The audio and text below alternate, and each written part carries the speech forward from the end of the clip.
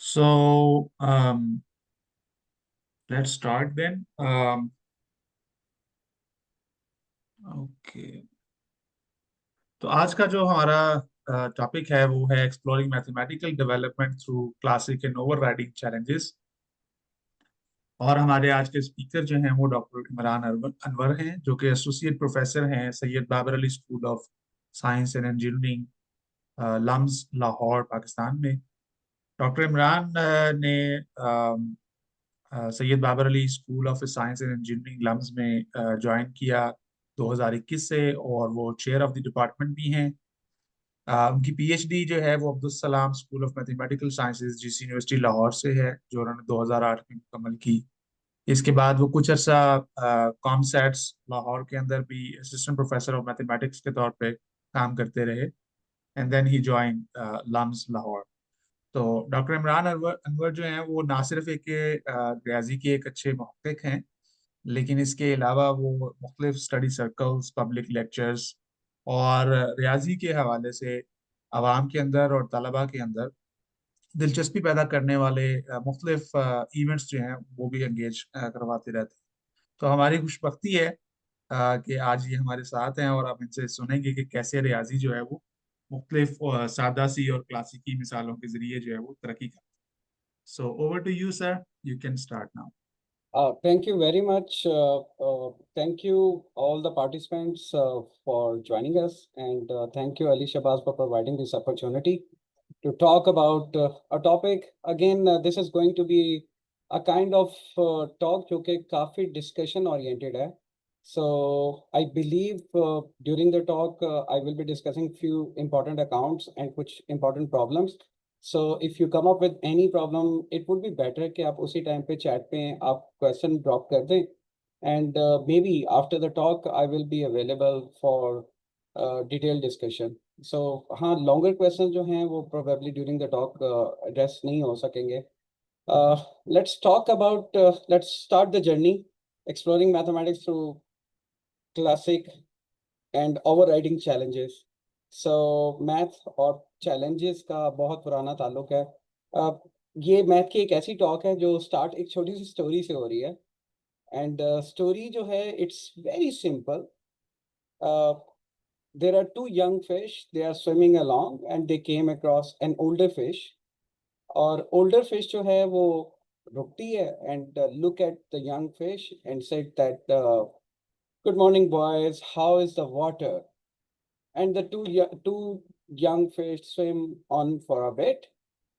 यानी जो बड़ी फिश है वो अपने रास्ते निकल जाती है, दो छोटी अपने रास्ते निकल जाते हैं. एक छोटी फिश दूसरी फिश की तरफ देखती है एंड कहती है how what the hell is water. So ये बहुत छोटी सी स्टोरी है एंड शायद काफी लोगों को समझ भी ना आई हो. ये जो स्टोरी है ये मेरी अपनी नहीं है, ये डेविड फॉस्टर वॉलेस हैं, ये बहुत बड़े फिलोसोफर हैं, गुजर चुके हैं. इनकी एक कमेंसमेंट स्पीच है, अगर आप डेविड फॉस्टर वॉलेस को गूगल करें और उनकी कमेंसमेंट स्पीच देखें तो आई थिंक जो आज तक यूनिवर्सिटीज में जो कमेंसमेंट स्पीचेस दी गई हैं उनमें I do understand Steve job वाली तो शायद नंबर वन होगी. उसके बाद ये वाली जो इनकी स्पीच है ये सबसे फेमस है, जिसमें he started his speech with this particular story. And इस स्टोरी में सबसे स्ट्राइकिंग चीज क्या है वो ये है, the immediate point of the fish story is that the most obvious, ubiquitous, important realities जो हमारे सराउंडिंग में एग्जिस्ट करती है उसको देखना, जितनी कोई चीज़ ज़्यादा ऑब्वियस है उतना ही उसको आइडेंटिफाई करना, उसको समझना उतना ही मुश्किल होता है. एंड इस टॉक में भी हम कुछ इसी किस्म की चीज़ें देखेंगे. एंड सबसे पहला जो पॉइंट है वो ये है, mathematics and empirical thinking. Empirical thinking के सोचते कैसे हैं, किसी भी चीज़ का आपने मुशाहिदा करना है तो वो किन मराहिल से गुजरना चाहिए, उसका तरीकाकार क्या है, उसकी अगर जब बात की जाए और उसमें मैथमेटिक्स का रोल क्या है, तो ये कुछ साहिबान जो हैं इनकी पिक्चर्स आती है जहन में. जो सबसे पहले जो आपको नज़र आ रहे हैं इनका नाम एरिस्टोटल है. एरिस्टोटल ने एक बुक लिखी थी जो कि बेसिकली 6 बुक्स का मजमुआ थी, उसको ऑर्गेनॉन्स कहते हैं. ऑर्गेनॉन्स का मतलब होता है tools. And he has written this particular series of books in order to address के लॉजिक को, चीज़ों को समझने के लिए एज ए टूल आप किस तरीके से यूज़ कर सकते हैं।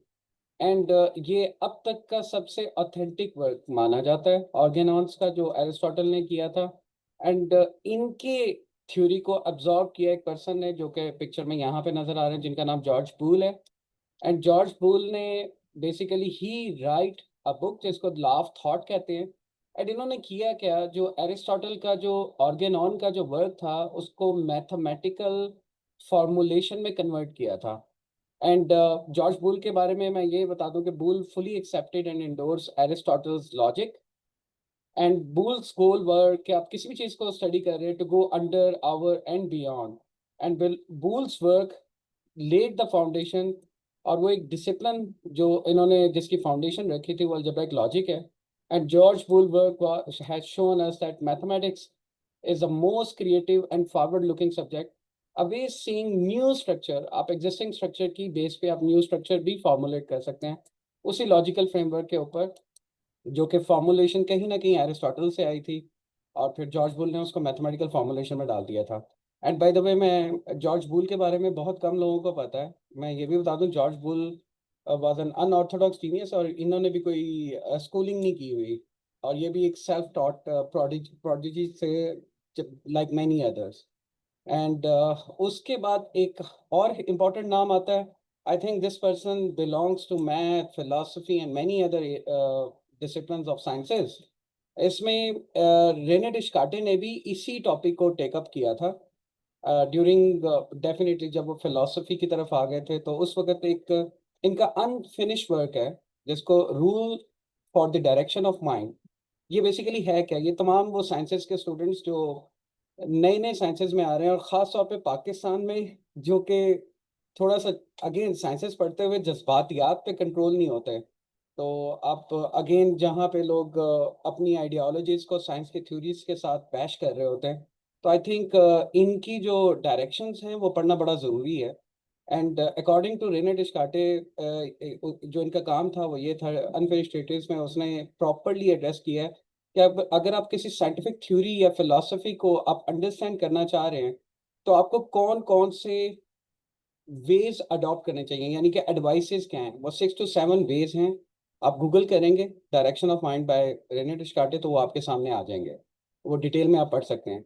रेने डिस्कार्टे का एक और भी काम था, और वो ये था मैथेसिस यूनिवर्सलिस, जिसके बाद काफ़ी मैथमेटिशियंस जो बाद में आए थे उनकी एक क्लास डिफाइन हुई थी, क्योंकि दे वर द वन जो कि इस मैथेसिस यूनिवर्सलिस को डेवलप कर रहे थे। And this is a hypothetical universe जिसमें हर जो मॉडल है, यानी हर जो साइंस की थ्योरी है, that can be modelled and understood through mathematical ideas. And बाद में इन्हीं की इसी आइडिया को, रेने डिस्कार्टे के इस आइडियाज को बाद में लेबनीज ने भी कैरी फॉरवर्ड किया था 16 and 17 सेंचुरी में। एंड बाय द वे, इस आइडिया को काफ़ी फिलोसफर्स ने भी अडॉप्ट किया था। एंड काफ़ी पाए के फिलोसफर्स भी मैथेसिस यूनिवर्सलिस्ट वाली इसी थ्योरी से को काफ़ी उन्होंने अपनी फिलॉसफी में यूज़ भी किया था, और इसको डेवलप भी किया। बट ये सारे के सारे अनफिनिश वर्क हैं रेने डिस्कार्टे के। एंड ये पूरे का पूरा जो मैसेज था वो mathematical knowledge for empirical thinking, कि अगर आप सोचना चाह रहे हैं, किसी चीज़ की स्टडी करना चाह रहे हैं, तो उसमें आप मैथमेटिक्स का रोल क्या है। I think this slide said all. जब एरिस्टोटल नहीं आया था, सोक्रेटिक फिलोसोफर भी नहीं आए थे, और मैं बात कर रहा हूँ 5th century BC में, तो एक पर्सन था, the most famous person at that time was Zeno. And Zeno बहुत फेमस था पैराडॉक्सिकल क्वेश्चंस पूछने के, यानी ऐसे क्वेश्चन जो खुद अपने आप को बाइट कर लेते हैं, जिनको हम पैराडॉक्सिकल क्वेश्चंस कहते हैं। और जिसमें से जो सबसे फेमस क्वेश्चन है वो जीनोस पैराडॉक्स था, जहाँ पे लोग समझ रहे थे कि आप कॉन्टिन्यूस स्ट्रक्चर को आप अंडरस्टैंड कर सकते हैं, या दिस वाज द टाइम जब people were trying to understand physics, time and space की स्टडी को समझने की कोशिश कर रहे थे। He came up with this particular question. Question को अंडरस्टैंड करें। अब मैं जीनो की ही सेंस में ये क्वेश्चन पूछ रहा हूँ। अकीलियस कहते हैं a person who can run very fast, and दूसरी तरफ एक टर्टल है। स्टेप वन का मतलब ये है कि यहाँ से रेस स्टार्ट होती है। स्टेप वन में अर्किलियस जो है वो इस पॉइंट पे है, और टर्टल जो है वो इस पॉइंट पे है। हम स्टॉप वॉच ऑन करते हैं, और स्टॉपवॉच में जितना टाइम अर्किलियस को इधर पहुंचने में लगता है उतना ही टाइम हम टर्टल को देते हैं कि वो अपनी नई पोजीशन ऑक्यूपाई कर ले। सो स्टार्टिंग में इनका डिस्टेंस इतना था, बाद में इनका डिस्टेंस इतना हो गया, क्योंकि इसकी भी सडन स्पीड है, इसकी भी सडन स्पीड है। एंड देन अब मैंने इसको दोबारा वही प्रोसेस रिपीट किया। जब ये यहाँ पे पहुंचा, जितने टाइम पे ये यहाँ पे पहुंचा, वहीं पे आपने टर्टल को अलाउ किया, टर्टल अपनी नई पोजीशन आइडेंटिफाई कर लेगा। इस चीज को आप दोबारा जूम इन करें तो you are at the step 1। So it keep on going, and if we apply this discretization to this continuous process जो कि हमारी डेली लाइफ से रेलिवेंट है, तो इसका मतलब है कि अर्किलियस तो कभी भी टर्टल को अप्रोच नहीं कर सकता।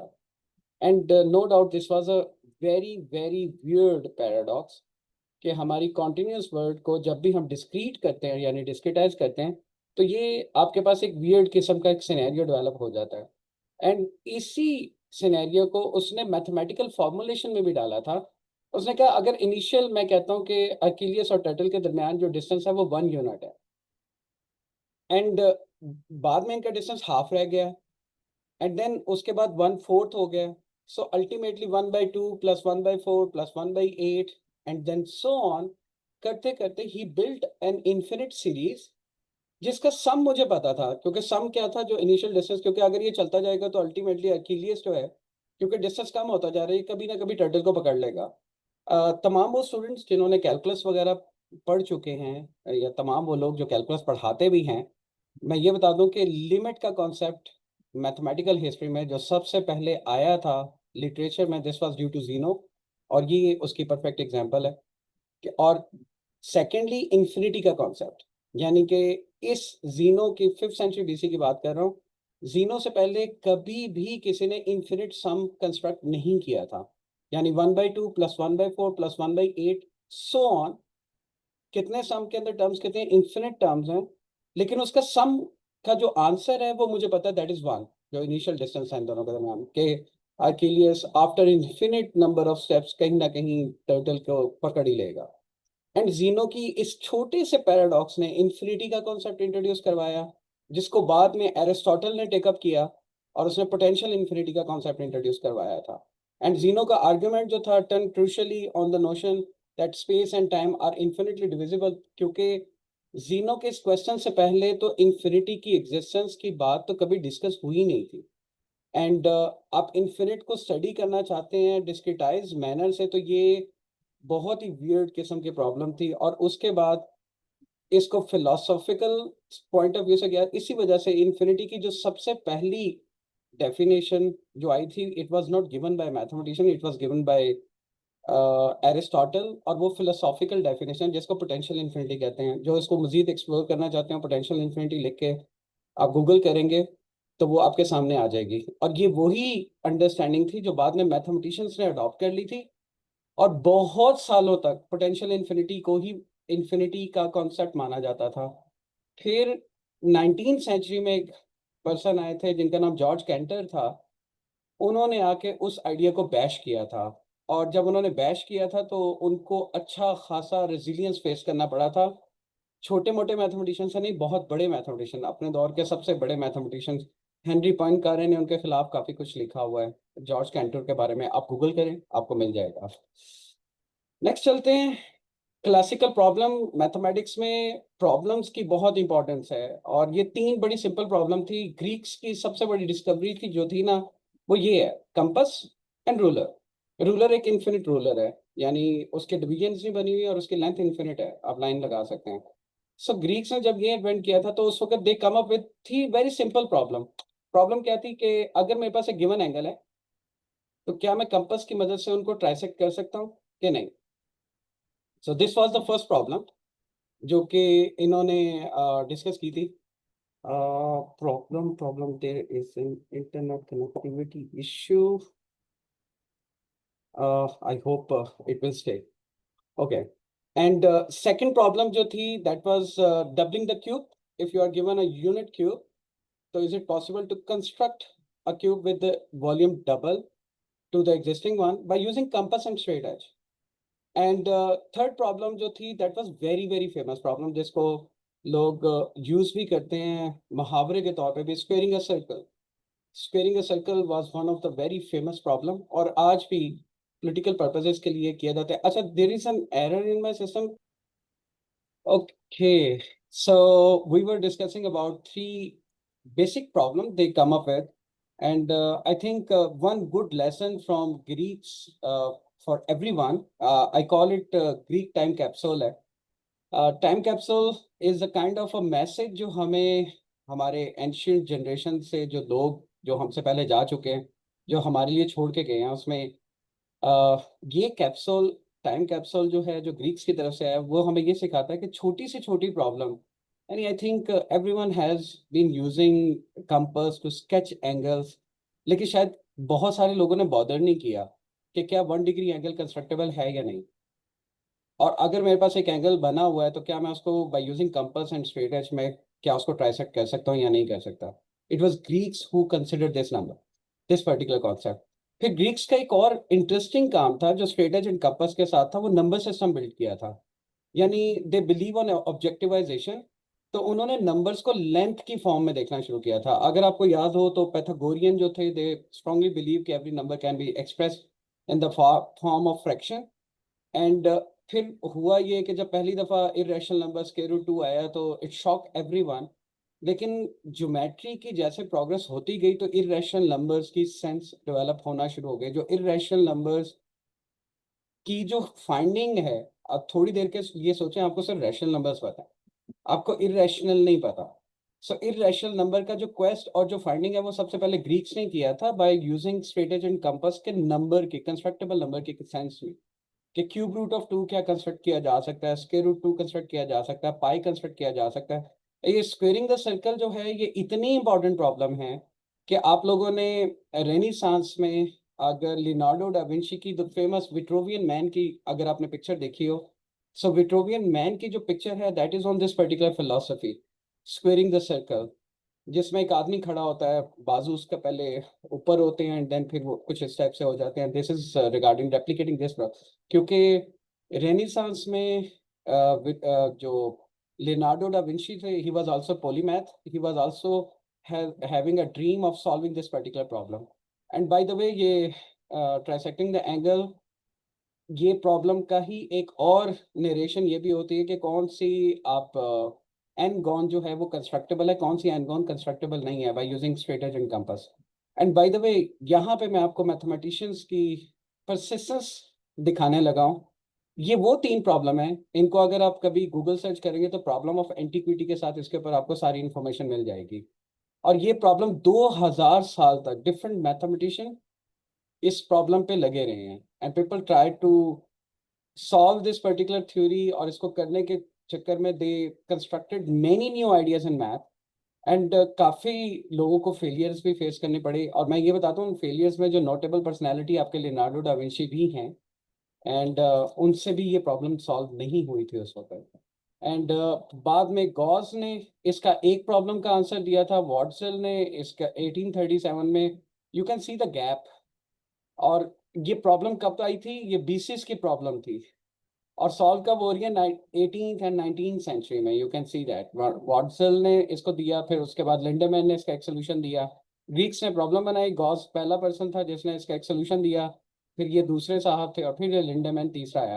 एंड एंड पे the most important name of the 21st century के जितने भी मैथमेटिशियंस में डेविड हिल्बर्ट आते हैं, एंड उन्होंने एक नया स्ट्रक्चर दिया था जो कि अब आई थिंक एल्जेब्रा की जितनी बुक्स हैं उसके अंदर you can find the solution of these 3 antiquity problems, जो इतने साल तक लोगों से सॉल्व नहीं हो रही थी, और उसका जो लैंग्वेज को सिंप्लीफाई किया वो डेविड हिल्बर्ट ने किया था.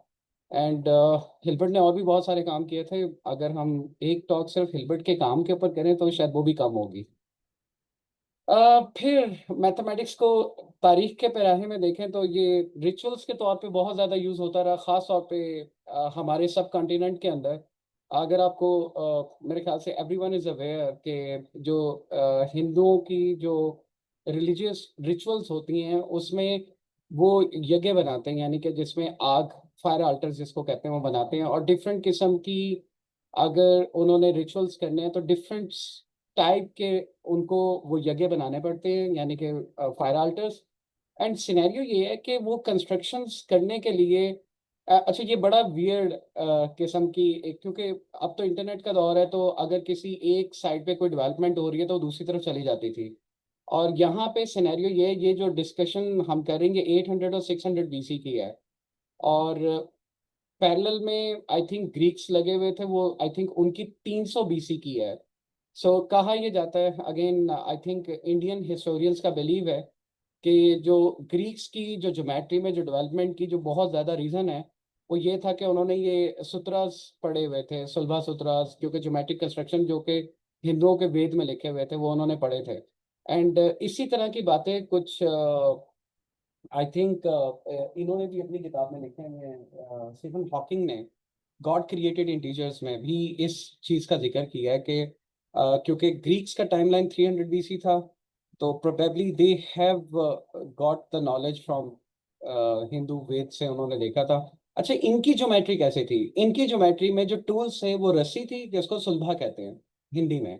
एंड उसके अलावा रस्सी के अलावा वो नेल्स यूज करते थे। एंड इमेजिन आपके पास रस्सी है एंड आपके पास नेल्स हैं, उसकी मदद से आपने स्क्वायर बनाना है। ये आज की डेट में भी अगर किसी को कहा जाए तो शायद इतना आसान नहीं होगा कि रस्सी की मदद से प्रॉपर स्क्वायर बनाना है आपने। तो ये जो ऊपर मैंने पहली पिक्चर दी हुई है, तो ये स्क्वायर बनाने का मेथड गिवन है बाय यूजिंग सुलभा। सुलभा के साथ आप सिर्फ सर्कल खींच सकते हैं किसी एक जगह नेल लगा के। तो ये सर्कल बनाया जा सकता है सेंटर मानते हुए किसी एक पॉइंट को। एंड देन ये सर्कल्स की मदद से ये स्क्वायर की कंस्ट्रक्शन की गई है। एंड एक और चीज बता दूं कि अगेन मैं इसमें श्योर नहीं हूं, लेकिन ये मेरी अपनी गट फीलिंग है कि सुलभा सूत्रास के अंदर एक प्रूफ गिवन है। और वो प्रूफ क्या है, मैं क्वेश्चन बताता हूँ कि क्वेश्चन क्या है। कि अगर आपको एक स्क्वायर गिवन हो, ए बी सी डी, आपको एक स्क्वायर गिवन हो and you want to construct a circle जिसका एरिया एग्जैक्टली उतना ही हो जितना स्क्वायर का एरिया है। ये प्रॉब्लम रिवर्स है ग्रीक्स वाली प्रॉब्लम की। ग्रीक्स की प्रॉब्लम क्या थी? अगर सर्कल गिवन है तो सर्कल के एरिया के बराबर का आपने स्क्वायर का एरिया बनाना है। यहाँ पे क्या है, अगर आपको स्क्वायर गिवन है तो उससे आपने सर्कल बनाना है जिसका एरिया उतना ही हो जितना कि स्क्वायर का area. And by the way, ये जो सोल्यूशन है, this particular solution is given in Sulba Sutras. And ये जिन्होंने लिखी थी, बाय द वे, वो उनकी और भी बहुत, बाय द वे, ये अपने आप में एक रिसर्च एरिया है सुलभा सूत्रास, जो कि जिसमें जो नोटेबल नेम है जिन्होंने लिखे हैं, ये बुधियाना ने लिखा। बुधियाना की एक सुलभा सूत्रा, सुलभा का मतलब रस्सी है, सूत्रास का मतलब ways of construction by using rope. इन्होंने एक किताब लिखी थी जो 800 बीसी में थी। एंड उसके बाद अपास्तांबा ने एक और लिखी थी जो 600 बीसी में थी। एंड सिनेरियो ये है कि इन बुक्स के अंदर अपार्ट फ्रॉम देयर रिचुअल वाली चीज़ें आप उनको अगर साइड पे करें, तो इसमें सोफिस्टिकेटेड प्रूफ है। यानी कि आई थिंक मैथमेटिशियंस के लिए ये एक बड़ा वियर्ड किस्म की, वियर्ड नहीं, I think very exciting experience to have a proof जो by using Sulba and sutra की मदद से ज्योमेट्रिक कंस्ट्रक्शन के प्रूफ है। मैं एक और चीज़ भी यहाँ पे ऐड कर दूं। मॉडर्न फॉर्म ऑफ ज्योमेट्री अगर देखी जाए, सबसे पहले आई थी कंपास। अब मेरे ख्याल से टाइमलाइन वाइज देखी जाए तो सबसे पहले लोग कंस्ट्रक्शन करते थे वो कंपास एंड ये सुलभा की मदद से, यानी रस्सी और कीलों की मदद से। उसके बाद आए ग्रीक्स का टाइम आया, उन्होंने कंपास एंड स्ट्रेटज यूज करना शुरू कर दिया। हमारे टाइम पे, आज के टाइम पे, अभी स्कूलों में नहीं पढ़ाया जा रहा, लेकिन आई थिंक एवरीवन नोज के ओरिगेमी ज्योमेट्री जो है, this is the most practical geometry, जो कि स्पेस मिशन में भी लोग उसको यूज कर रहे हैं। उसके अलावा इंजीनियरिंग साइंसेज में हमारी कारों में जो एयर बैग्स लगे होते हैं, that is also use of origami geometry. अच्छा, ओरिगेमी ज्योमेट्री जो है, that is the most powerful geometry आज की डेट में। वो मैं किस सेंस में कह रहा हूँ, मैं क्यों कह रहा हूँ वो सबसे ज्यादा पावरफुल है? आपने ये ग्रीक्स के ये 3 प्रॉब्लम्स देखे हैं ना, कंस्ट्रक्शन वाला। इस प्रॉब्लम का सोल्यूशन जो है, आप एंगल की कंस्ट्रक्शन कर सकते हैं। अभी अगर अगर आप लोगों ने एक्सप्लोर नहीं किया तो आप लोग, आई इनवाइट यू कि आप एक्सप्लोर करें। आप पेपर फोल्डिंग की मदद से, ये जो ओरिगेमी पेपर फोल्डिंग का आर्ट है, पेपर फोल्डिंग से आप डिफरेंट एंगल कंस्ट्रक्ट कर सकते हैं। और इसके ऊपर हम लोगों ने मैथ सर्कल्स भी किए हुए हैं। आपके पास कंपास नहीं है, आपके पास कुछ नहीं है, पेपर फोल्डिंग की मदद से देर आर डिफरेंट वेज, आप डिफरेंट एंगल कंस्ट्रक्ट कर सकते हैं। एंड कितना पावरफुल टूल है पेपर फोल्डिंग, वो ये है कि ये कंपास जो है ये 1 डिग्री का एंगल कंस्ट्रक्ट नहीं करता। You can't trisect an angle by using compass and straight edge. लेकिन ओरिगेमी ज्योमेट्री में you can construct 1 degree angle. you can do the trisection of the angle. You can construct these number. उसका जो constructible number का set है वो इससे बहुत बड़ा है. So the most powerful geometry of the day is origami geometry. लेकिन हाँ, ये geometry अभी स्कूलों में नहीं पढ़ाई जा रही, लेकिन it's fun. So you can see that geometry जो है ना, ये हमारे I think इंसानी जबिल्लत का हिस्सा है. हिंदू उसको अपने रिचुअल्स की मदद से, यानी रिचुअल्स के अंदर रहते हुए, लेकिन उन्होंने कर क्या रहे थे, वो ज्योमेट्रिक प्रूफ दे रहे थे. यानी अगर मैं ये कहूँ कि creating a circle having the same area, जो कि विदाउट, और सेकेंडली अच्छा एक और बड़ी स्ट्राइकिंग चीज़ है, ये इनकी कंस्ट्रक्शन के अंदर पाई नहीं आती थी. और पाई इस वजह से नहीं आता था क्योंकि वो रस्सी की मदद से करते थे, तो सर्कमफ्रेंस उनके लिए निकालना बड़ा आसान होता था. वो रस्सी के साथ ही करते थे, और उनके जो यूनिट थे वो किसी बीज का साइज था आई बिलीव, जिसको वो कोई, आई थिंक संस्कृत का नाम है, वो मुझे एग्जैक्टली प्रोनाउंस भी नहीं करना आता. So in any case, but this is fun कि आप नए नए टूल्स बनाते जाएं, ज्योमेट्री की प्रॉब्लम्स खुद ब खुद इवॉल्व होते जाएंगे. This is the way problems have been coming in mathematics and geometry के अंदर. एंड अगर ग्रीक्स के अंदर जो ज्योमेट्री का मुकाम क्या है, वो सिर्फ मैं ये बता देता हूँ. ग्रीक्स में जो सबसे इम्पोर्टेंट फिलोसोफर गुजरे हैं, मैथमेटिशियन एंड फिलोसोफर जो सबसे पुराने थे, बाद वाले सारे उनके बाद आए थे, वो पैथागोरस थे. और कहा यह जाता है कि पैथागोरस की एकेडमी के बाहर एक एंट्रेंस पे एक जुमला लिखा जाता था, और वो जुमला ग्रीक लेटर में आज भी आप अगर सर्च करें तो आपको मिल जाएगा. Any ignorant of geometry is not allowed to enter in my academy. यानी अगर आपको ज्योमेट्री नहीं आती ना, तो आप पैथागोरियन कम्युनिटी का हिस्सा नहीं बन सकते. सो वो इतना ज्यादा geometry was close to their heart. फिर एक और मैथमेटिकल थ्योरी है जो कि लिंक्ड है हमारे ही रीजन में, सब कॉन्टिनेंट के साथ, जहाँ पे जब वेद लिखे जा रहे थे. अब ये आई थिंक ये विश्वनाथ का मंदिर था, और बिलीव ये किया जाता है कि इसको टावर ऑफ ब्रह्मास भी कहते थे. कहा यह जाता है तैमूर ने शायद जब अटैक किए थे तो उस वक्त इसको डिस्ट्रॉय कर दिया था. लेकिन इसकी बेसमेंट में there were gold plates. And imagine ये करें थोड़ी देर के लिए, छोड़ दें सारे रिचुअल्स, वो रिलीजियस पॉइंट ऑफ व्यू को जरा साइड पे रख देते हैं. अब हम बात कर रहे हैं फॉर इंस्टेंस बीसीज की. एंड कुछ ब्राह्मण बैठे हैं जो वेद लिख रहे हैं, and they would like, and end of time का कॉन्सेप्ट जो है, ये रिलीजन चाहे हिंदुइज्म है, चाहे क्रिश्चियनिटी है, चाहे कोई भी रिलीजन आज तक आया है, हर एक ने एंड ऑफ टाइम का जिक्र जरूर किया है. जैसे कि इस्लाम के अंदर भी क़यामत का जिक्र तो आता है. तो जब वो लिख रहे थे वेद, तो उन्होंने अब कैलकुलेट करना था कि भाई क़यामत कब आएगी, यानी इन अदर वर्ड्स कि किस टाइम पे ये सारा यूनिवर्स जो है वो कोलैप्स कर जाएगी. तो जो हिंदू, जो ब्राह्मण जो लिख रहे थे उस वक्त वेद, उन्होंने अब कैलेंडर नहीं था उस वक्त, टाइम पीस तो एग्जिस्ट ही नहीं करते थे, तो वो जो ट्रैकिंग ऑफ द ईयर वाला जो कॉन्सेप्ट था वो तो एग्जिस्ट ही नहीं करता था. तो उन्होंने प्रोसेसेस, ऐसे प्रोसेसेस को उन्होंने लिंक करना था. तो जो प्रोसेस उन्होंने लिंक किया था वो ये था, ये टावर ऑफ ब्रह्मास के अंदर उन्होंने लिंक किया था. उसी बिलीव किया जाता है कि इसी मंदिर की बेसमेंट में ना एक टावर थे जिसके 3 पैग थे, और सोने की प्लेटें थी फ्रेजाइल. और आई थिंक मंदिर, हिंदुओं के मंदिर जो हैं, they are very well known for collection of gold. और अब मैं तारीख में उसमें बात नहीं करूंगा, लेकिन दिस इज बिलीव के वहाँ पे गोल्ड डिस्क बनी हुई थी, बड़े डायामीटर की, फिर उसके ऊपर छोटे डायामीटर, फिर छोटे डायामीटर, फिर छोटे डायामीटर थी. और इस तरह की 64 उन्होंने गोल्ड डिस्क उधर रखी हुई थी.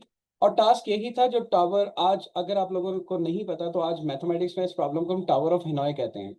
अगर किसी को, जो स्कूल टीचर्स हैं या कॉलेज टीचर हैं या यूनिवर्सिटी टीचर्स हैं, अगर आपने बच्चों को मैथमेटिकल इंडक्शन का कॉन्सेप्ट सिखाना है ना, तो टावर ऑफ हिनाय से अच्छा कोई टॉपिक नहीं है जो आप मैथमेटिकल इंडक्शन बच्चों को बड़े आसानी से खेल खेल में सिखा सकते हैं.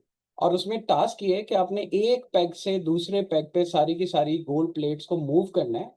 और मूव करना का रूल ये है कि बड़े डायमीटर के ऊपर छोटे डायमीटर की प्लेट आ सकती है, लेकिन छोटे डायमीटर वाली प्लेट के ऊपर बड़े डायमीटर वाली प्लेट नहीं आती.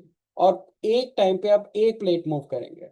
और इन्होंने अपने उसमें लिखा था, वेद में जब ये लिख रहे थे तो उसमें इन्होंने ये लिखा था कि जिस टाइम पे 64 गोल्ड प्लेट्स एक पैक से दूसरे पैक पे मूव हो जाए अंडर दैट पर्टिकुलर रूल, जो कि टावर ऑफ हिनाय का है, तो उस वक्त क्या होगा कि एक जलजला आएगा, और जमीन फट जाएगी और अल्टीमेटली एक kind of a black hole will be created in Vishwanath मंदिर, इसी टावर ऑफ ब्रह्मास के अंदर। इसका नाम भी टावर ऑफ ब्रह्मा रखा था उन्होंने, कि इसके अंदर वो आ जाएगा और इस ब्लैक होल के अंदर ही सारी की सारी यूनिवर्स जो है ना वो समो जाएगी। अच्छा, अब ये तो इन्होंने लिखा था अपने वेदों में, और अब जरा कैलकुलेट करते हैं। अगर हम सपोज करें कि हमें एक प्लेट को दूसरे एक पैक से उठा के दूसरे पैक में रखने के ऊपर अगर हमें 1 सेकंड लगता है, और हम प्रिसाइजली बिल्कुल ठीक करते हैं, we know tower of Hanoi में कि अगर मैं 64 प्लेट्स को बाय यूजिंग द प्रोसेस अगर मैं कैलकुलेट करना चाह रहा हूँ, तो जो ऑप्टिमल नंबर ऑफ मूव मुझे लगेगा वो 2 टू द रेस पास 63 है। I repeat, 2 to the raise पास 63। अच्छा, 2 to the raise pass 63 second लगेंगे मुझे 64 प्लेट्स को मूव करने में। एंड अगर मैं 2 to the raise pass 63 seconds कितने ज्यादा होते हैं उसको अगर मैं कैलकुलेट करूं, तो आज की डेट में तकरीबन ये 584.5 बिलियन ईयर्स है। ये थोड़ी सी ओवर एस्टिमेशन है जो उन्होंने उस वक्त की थी क़यामत की। इन any case scientific point of view से वी कैन से दैट के अर्थ की एज जो है 4.543 बिलियन ईयर्स है। मैं किस प्रोस्पेक्ट से बात कर रहा हूँ? मैं सुपरनोवा के कॉन्टेक्स्ट से बात कर रहा हूँ कि जो ज़मीन की एग्जिस्टेंस जो है वो टिकी हुई है हमारे स्टार के ऊपर। हमारा स्टार जो है वो सन है, सन के अंदर हाइड्रोजन के 2 मॉलिक्यूल मिलके हीलियम का बना रहे हैं, यानी फ्यूजन का रिएक्शन चल रहा है, और फ्यूल जो है उधर हाइड्रोजन है। सीमिंगली ये फ्यूल अभी जितना मौजूद है उसके मुताबिक सेफ साइड पे कहा जा सकता है कि इतने साल मौजूद है तकरीबन, लेकिन जो उनकी एस्टिमेशन थी उस वक्त वो तकरीबन इतने साल थी। लेकिन बात ये नहीं है कि वो गलत थे या ठीक थे, लेकिन बात ये है कि how genius they were trying to estimate the time when the world will end, और उसको उन्होंने टाई अप, जब आपके पास घड़ी नहीं है, आपके पास कुछ भी नहीं है, उन्होंने इस प्रोसेस के साथ टाई अप किया था। And now this is a very very well known problem. आप टावर ऑफ हनोई के बारे में और पढ़ सकते हैं, टावर ऑफ ब्रह्मा के बारे में आप गूगल करें तो बहुत सारी डिटेल मिल जाएगी। Let's move forward.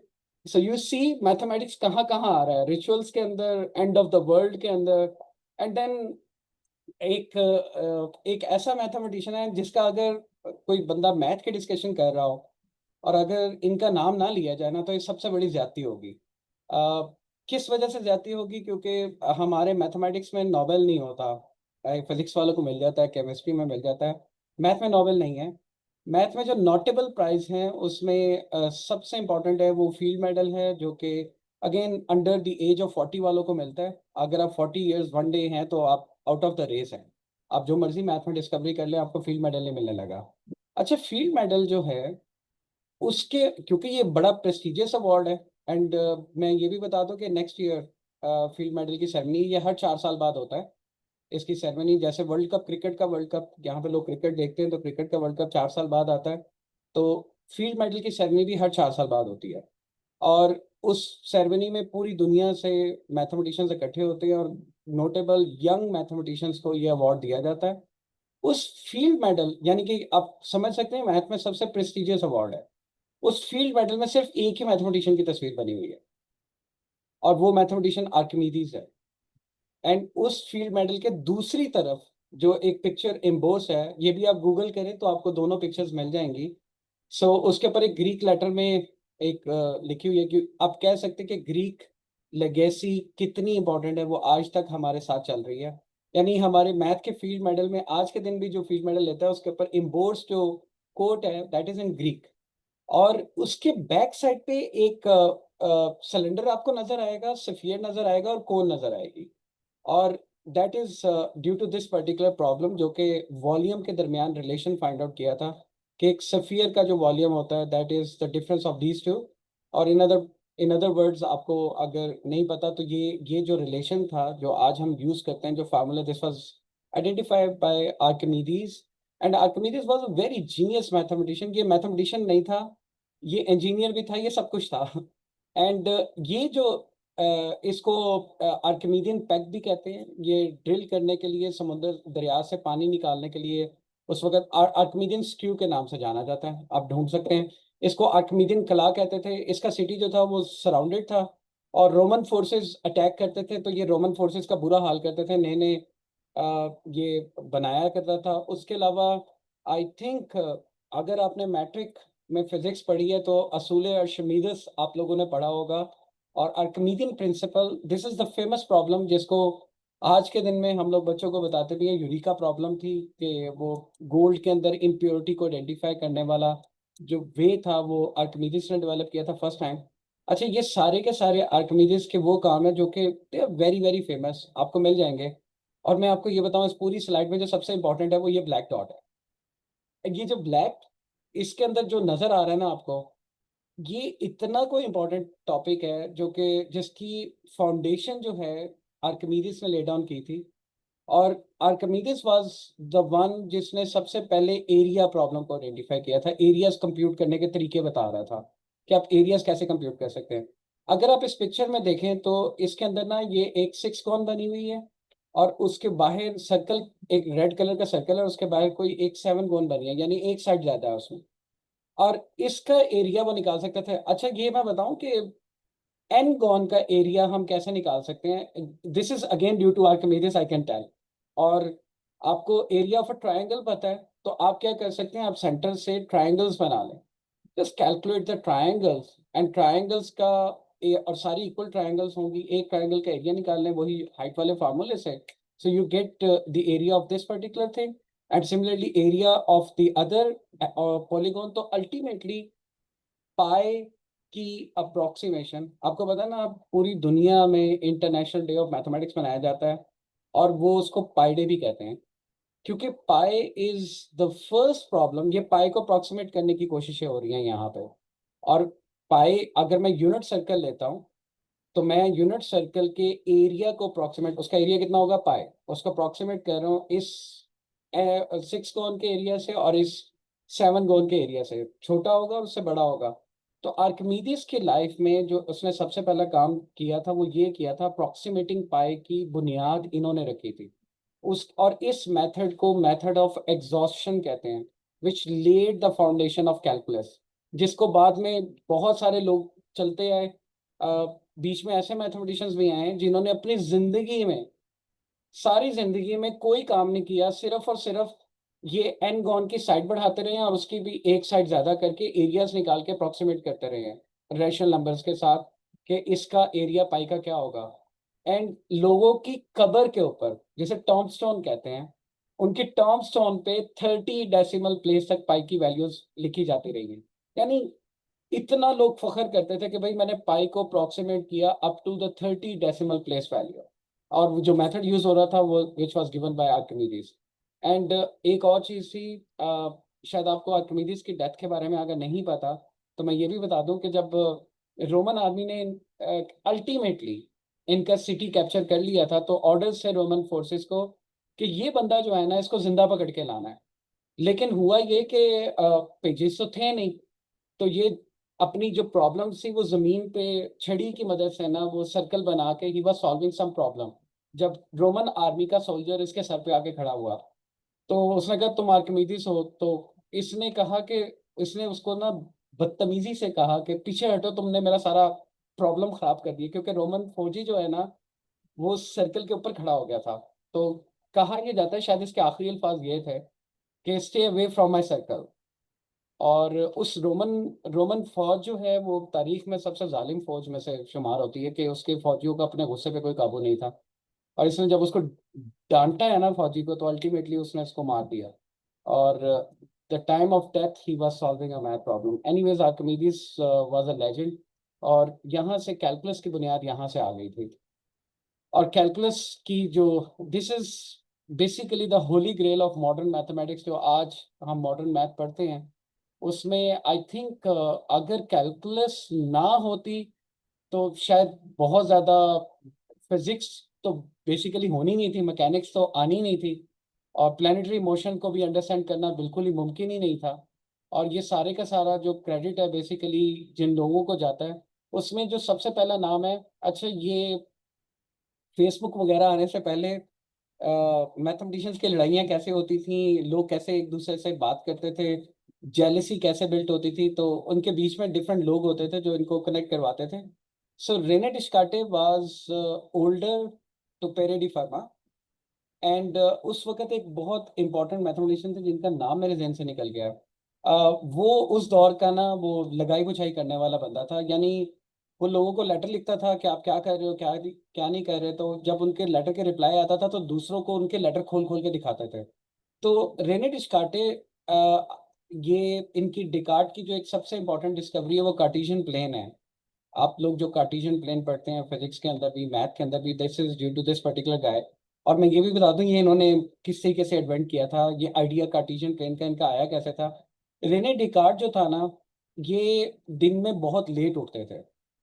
कहा यह जाता है कि इनकी सुबह 1 बजे या 2 बजे होती थी, यानी दोपहर को 1-2 बजे उठते थे। एक सुबह ये उठे हैं, यानी सुबह तो नहीं कहना चाहिए, दोपहर को ये उठे हैं और लेजी होके अपने बेड पे लेटे हुए थे तो ही स्पॉटेड। अच्छा बाय द वे, जो रेने डिकार्ट ने काम किया वो पाकिस्तानियों के पास तो बहुत अपॉर्चुनिटीज है करने की। उसने देखा कमरे में मक्खियां थी, और आजकल बरसात है तो मक्खियां तो आपको हर जगह नजर आ ही जाएंगी। तो इसने क्या किया, इसने एक मक्खी को ट्रैक करना शुरू किया। उसने देखा कि वो सीलिंग में एक जगह बैठ रही थी, फिर वो दूसरी जगह जाके बैठ रही थी, फिर वो तीसरी जगह जाके बैठ रही थी। तो रेने डिकार्ट उस एक मक्खी को ट्रैक करता रहा। एंड देन इसने अपने माइंड में इमेजिन किया कि अगर मैं इसकी पोजीशन को लोकेट करना चाहूँ तो what is the best way. And उस तरीके से he came up with the idea of Cartesian plane. एक मक्खी को देख के गौर से देखते हुए ये इन्होंने कार्टेशियन ज्योमेट्री और जो प्लेन का जो आइडिया था। अच्छा बाय द वे, अब मैं इसको बिल्कुल मैं इनके साथ सिंपैथाइज नहीं कर रहा, लेकिन रेने डिकार्ड की डेथ की जो रीजन थी वो इनका सुबह जल्दी उठना था। हुआ ये कि डेनमार्क के किंग ने इनको रख लिया। आपको पता है ना, पुराने जमाने में जो किंग्स होते थे, जो नोटेबल माइंड्स होते थे, उनको वो महल में बुला लेते थे और उनको महल में जगह देते थे। और वो कहते थे लेकिन एक शर्त पे कि आप मेरे बच्चों को पढ़ाएं, मुझे पढ़ाएं, मेरे बीवी को पढ़ाएं। तो डेनिश किंग की जो बेटी थी ना, वो इनसे क्लासेस ले रही थी फिलोसफी की। बाय द वे वो मैथ में इंटरेस्टेड नहीं थी। ये फिलोसोफर भी थे तो वो फिलोसफी की क्लासेस लेती थी। लेकिन वो कहती थी कि मेरा जो समझने, जब मेरा माइंड काम करता है ना वो सुबह के 5 बजे करता है, तो आपको 5 बजे आना पड़ेगा। तो Rene Descartes, he is a big philosopher, he try to convince her कि किसी भी तरीके से ये 5 बजे ना बुलाए या सुबह 6 बजे ना बुलाए। उसे कन्विंस करने की कोशिश की लेकिन बट शी वाज कि नहीं, सुबह 5 बजे। अल्टीमेटली कहा यह जाता है कि उस साल डेनमार्क में कड़ाके की सर्दी पड़ी और ये बेचारा सुबह उठ के जाता रहा उसको पढ़ाने। तो he got pneumonia and the reason of death was pneumonia, और वो जो सुबह के टाइम जो सर्दी पे लगा था। और मैं रेने डिकार्ट का इंसिडेंट जो पेरे डी फर्मा के साथ बताना चाह रहा हूँ वो ये था कि रेने डिकार्ट को जब पता लगा कि एक यंग लड़का है जिसका नाम पेरे डी फर्मा है। अच्छा हुआ ये कि इसने ना कोई काम करके भेजा, मैं उस मैथमेटिशियन का नाम मुझे याद नहीं आ रहा। तो उसने कहा कि ये जो काम आपने किया ये तो एक 19 साल का 21 साल का लड़का है पेरेडी फर्मा, वो तो ये पहले ही कह चुका हुआ है। अच्छा जब रेने डिकार्ट और पेरेडी फर्मा ये आपस में बिल्कुल नहीं मिले थे। और हुआ ये कि जब इसको पता लगा कि ये बंदा मेरे से पहले काम कर चुका है और सारा कुछ, तो ये रेने डिकार्ड जो है उसने इसकी तरफ राइवलरी करना शुरू कर दिया, उसके काम के ऊपर क्रिटिसाइज करना शुरू कर दिया पेरेडी फर्मा के पब्लिकली। ये जिस महफिल में बैठता था वहां पे अगर कोई पेरेडी फर्मा का काम लेकर आता था तो ये उसको क्रिटिक करता था। और इतना इसने क्रिटिक किया था कि जब तक ये जिंदा रहे हैं भाईजान, इनकी मौजूदगी में पेरेडी फर्मा का कोई काम पब्लिश नहीं हो सकता। यानी उसने बिल्कुल कॉर्नर कर दिया था पेरेडी फर्मा को। और Pierre de Fermat after the death of Rene Descartes उस वक्त इनके काम पब्लिश होना शुरू हुए थे। लेकिन एनीवेज पेरेडी फर्मा ये पहले लॉयर थे, और शायद ये भी एक रीज़न थी मैथमेटिकल कम्युनिटी में इनकी जो साख थी उसको काफ़ी ज़्यादा डैमेज किया था इन्होंने। और बाकी ये जो दो लोग हैं, आई थिंक इनकी रेवेलरी, अगर कोई कैलकुलस पढ़ाता है और कैलकुलस आप जब करते हैं तो कैलकुलस की रूह जो है वो इन दो लोगों के अंदर है, जिसे हम फंडामेंटल थ्योरम ऑफ कैलकुलस की बात करते हैं। और किसने उसका प्रूफ किया था पहले, either it was sir Isaac Newton या लेबनीज। सो हुआ ये था कि आई थिंक ये स्टोरी शायद आप सब ने सुन रखी है कि बुबूनिक प्लेग आ गया था ब्रिटेन में। और जिसके बाद Newton was a very weird personality, very very weird personality. यानी कि he never married, number one, इनकी पैदाइश से पहले इनके फादर की डेथ हो गई थी। सेकेंडली फिर इनकी मदर जो थी she got married to someone else. और फिर वो उधर गांव के स्कूल में पढ़ना शुरू हुए, तो उधर स्कूल टीचर्स ने कंप्लेन की ये तो नालायक बच्चा है, ये तो बिल्कुल नहीं पढ़ पाएगा। तो उन्होंने कहा अच्छा ये पढ़ तो रहा नहीं, इसको खेतों पे लगा देते हैं। अच्छा खेतों में काम करना शुरू हुए तो उधर तो इवन डिजास्टर। और कहा ये तो उसमें भी काम नहीं, तो उन्होंने कहा अच्छा शहर में भेज दो, शायद वहां पे जाके कुछ कर ले। और वहां पे भी इसकी पर्सनैलिटी ऐसी थी, he could not make friend, इनके कोई फ्रेंड नहीं थे। और ultimately he was always an isolated personality, and अपनी जात तक अपने आप को महदूद रखते थे, and he never have good friends. And teacher, teacher तो आई थिंक अगर कोई कहे ना कि, अब मेरे ख्याल से अगर किसी को कहना हो कि ये आप बहुत बुरे टीचर हैं, तो उसको ये कहते हैं कि आप न्यूटन हैं, आप टीचिंग में न्यूटन हैं। क्योंकि कहा यह जाता है, एक इंस्टेंस है जो कि बुक में, स्पिवाक की बुक में मेंशन है, कि once he went to the lecture, और इनका टीए इनके साथ गया था, एंड पूरे लेक्चर में he gave the lecture, and lecture देने के बाद ये वापस अपने ऑफिस में आके बैठ गए। तो इनके टीए ने इनको झिझकते हुए बताया कि I would like to enlighten you something. तो उसने कहा अच्छा क्या कहना है।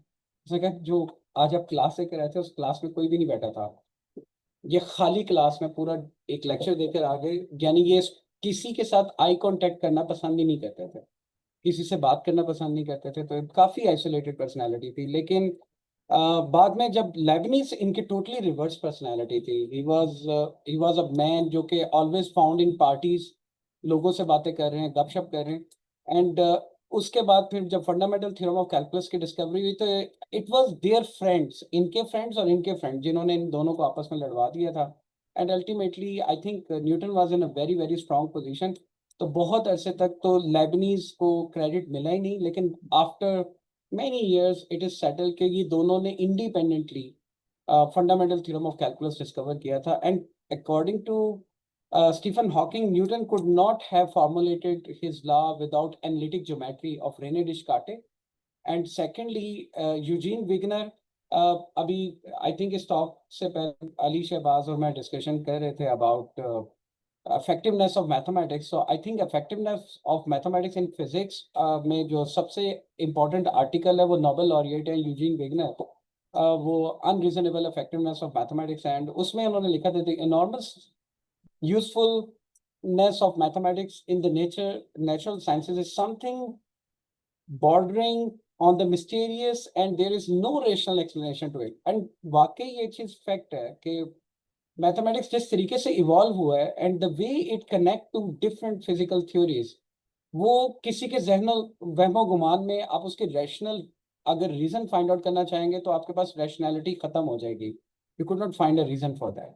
And this is all about calculus. And अब जरा एक बहुत इंपॉर्टेंट प्रॉब्लम पे आ जाते हैं जो कि यूक्लिडियन ज्योमेट्री की है। यूक्लिड ने, क्योंकि सारी बातें ज्योमेट्री की डिस्कशन में चल रही हैं, तो ज्योमेट्री में जो सबसे इम्पोर्टेंट काम किया था वो यूक्लिड ने किया था। और मेरे ख्याल से जो सबसे इम्पोर्टेंट बुक मैथ की हिस्ट्री में अगर कोई लिखी थी वो यूक्लिड ने लिखी थी, जिसको एलिमेंट्स कहते हैं। एलिमेंट्स के 13 वॉल्यूम है। एंड उन 13 वॉल्यूम में यूक्लिड ट्राई टू कैप्चर उस वक्त की जितने भी मैथमेटिक्स एग्जिस्टिंग था, उसमें नंबर थ्योरी, ज्योमेट्री, उन सबको कलेक्ट किया था। अच्छा ज्योमेट्री में उसने 5 पास्टुलेट दिए थे, जिसको हम आज की डेट में 5 यूक्लिडियन ज्योमेट्री के फंडामेंटल पास्टुलेट्स कहते हैं। जिसमें पहला पास्टुलेट बहुत सिंपल है कि अगर दो पॉइंट्स हैं तो you can always form a line through it. फिर दूसरा पास्टुलेट ये कहता है कि अगर कोई एक लाइन सेगमेंट है तो उसको आप इनफाइनाइटली एक्सटेंड कर सकते हैं in the form of a line, जो कि एनालिटिक ज्योमेट्री में आप बनाते हैं। और अगर मेरे पास दो पॉइंट्स हैं तो किसी एक पॉइंट को सेंटर बनाते हुए मैं सर्कल स्केच कर सकता हूँ। एंड नंबर 4 ये है कि राइट एंगल जहाँ पे भी हैं, टेढ़े हैं या जैसे भी हैं, वो एंगल आपस में इक्वल होंगे, कॉन्ग्रुएंट होंगे। अच्छा इसका जो फिफ्थ पॉस्टुलेट है वो ये कहता है कि अगर मेरे पास एक लाइन है और एक पॉइंट है तो आपके इस लाइन के पैरेलल एक लाइन आप स्केच कर सकते हैं। इस पॉस्टुलेट की भी दो तीन फॉर्मुलेशन है, जिसमें से एक फॉर्मुलेशन ये भी है कि अगर दो स्ट्रेट लाइंस हैं और उनका जो और एक थर्ड लाइन उसको इंटरसेक्ट करती है, और अगर इंटीरियर एंगल का सम जो है वो 90 से लेस है, तो वो लाइन आगे जाके कहीं मीट करेंगी।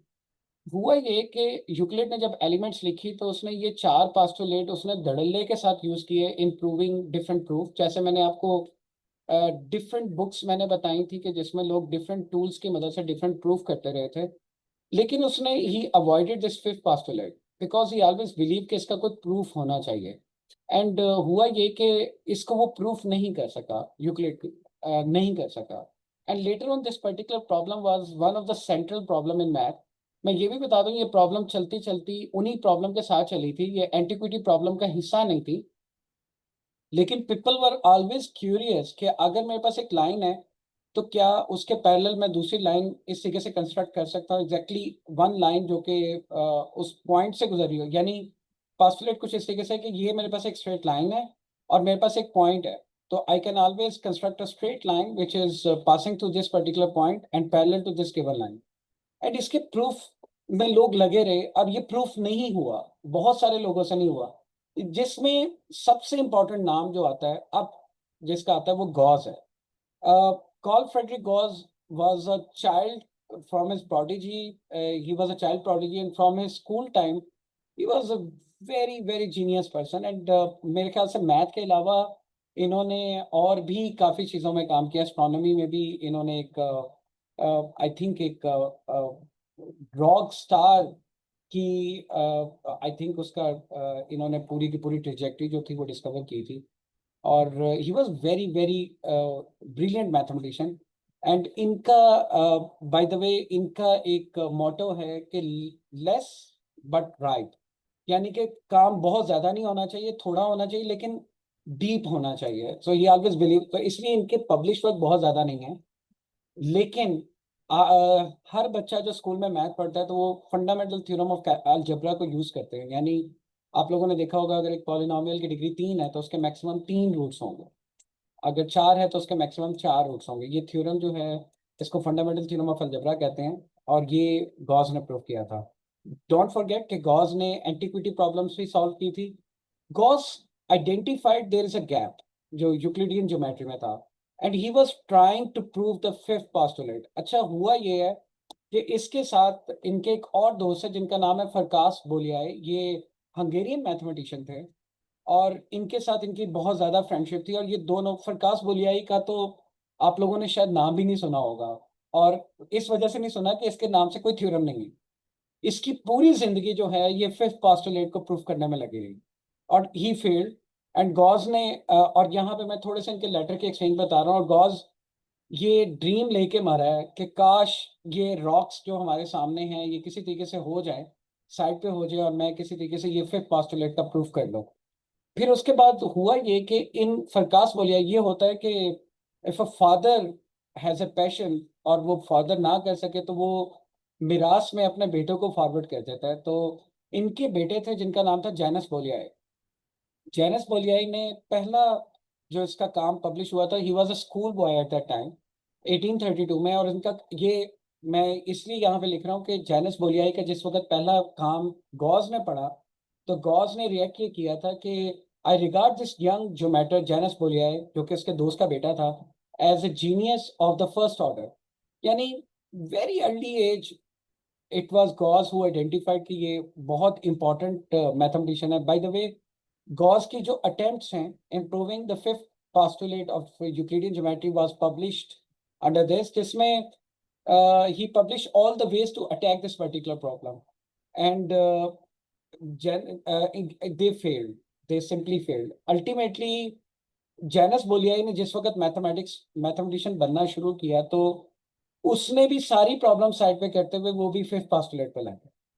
और यहाँ पे एक बाप अपने बेटे को खत लिख रहा है, फॉर गॉड से आई बिसीच यू, मैं तुम्हारी मिन्नत करता हूँ टू गिव इट अप। और मैं नहीं चाहता कि जिस तरीके से मैंने अपना करियर डिस्ट्रॉय किया है, मैंने अपनी रातों की नींदें हराम की हैं, तुम भी वही करो और तुम भी उसी डिप्रेशन से गुजरो जिस डिप्रेशन से मैं गुजर रहा हूँ। And he has the fear कि मेरे मरने के बाद तो कोई मुझे जानेगा भी नहीं मेरे नाम से। और जो ये कह रहा था फरकास, और ये कह रहा था सेम फेट तुम्हारे साथ भी होगी अगर तुम इसी प्रॉब्लम पे लगे रहोगे। मैंने यहाँ पे थोड़ी सी एक मूवी खड़ी कर दी है, और जो कि वाकई ही मूवी थी। और हुआ ये कि इन 1848 ये जो जैनस बोलियाई था, ही लर्न के एक रशियन मैथमेटिशियन जिनका नाम था Nikolai Lobachevsky has publish a piece of work similar to his appendix जो 1829 में था। And though Lobachevsky publish his work a few years earlier than Bolyai, it contained only hyperbolic geometry. अच्छा, जो hyperbolic geometry है ये वो geometry है जो यूक्लिडियन ज्योमेट्री के फिफ्थ पोस्टुलेट को सेटिस्फाई नहीं करती। एंड होता यही है कि मैथमेटिक्स में अगर आप कोई चीज़ प्रूव नहीं कर सकते तो फिर आप उसके एंटी डायरेक्शन में चलना शुरू हो जाए कि अगर ये चीज़ होल्ड नहीं करती तो फिर क्या होगा। और हुआ ये कि फिर वहाँ पे इन दोनों की कोलैबोरेशन हुई and they laid a foundation of a new geometry जिसको नॉन यूक्लिडियन ज्योमेट्री कहते हैं। और नॉन यूक्लिडियन ज्योमेट्री में जो फर्क है वो पांचवें पास्टुलेट का है। यानी इसमें ये हो सकता है कि एक लाइन के पैरेलल में there can be infinitely many lines, and this is also possible कि आपके वो और फिफ्थ पोस्टुलेट जो है उसमें सेटिस्फाई नहीं करता।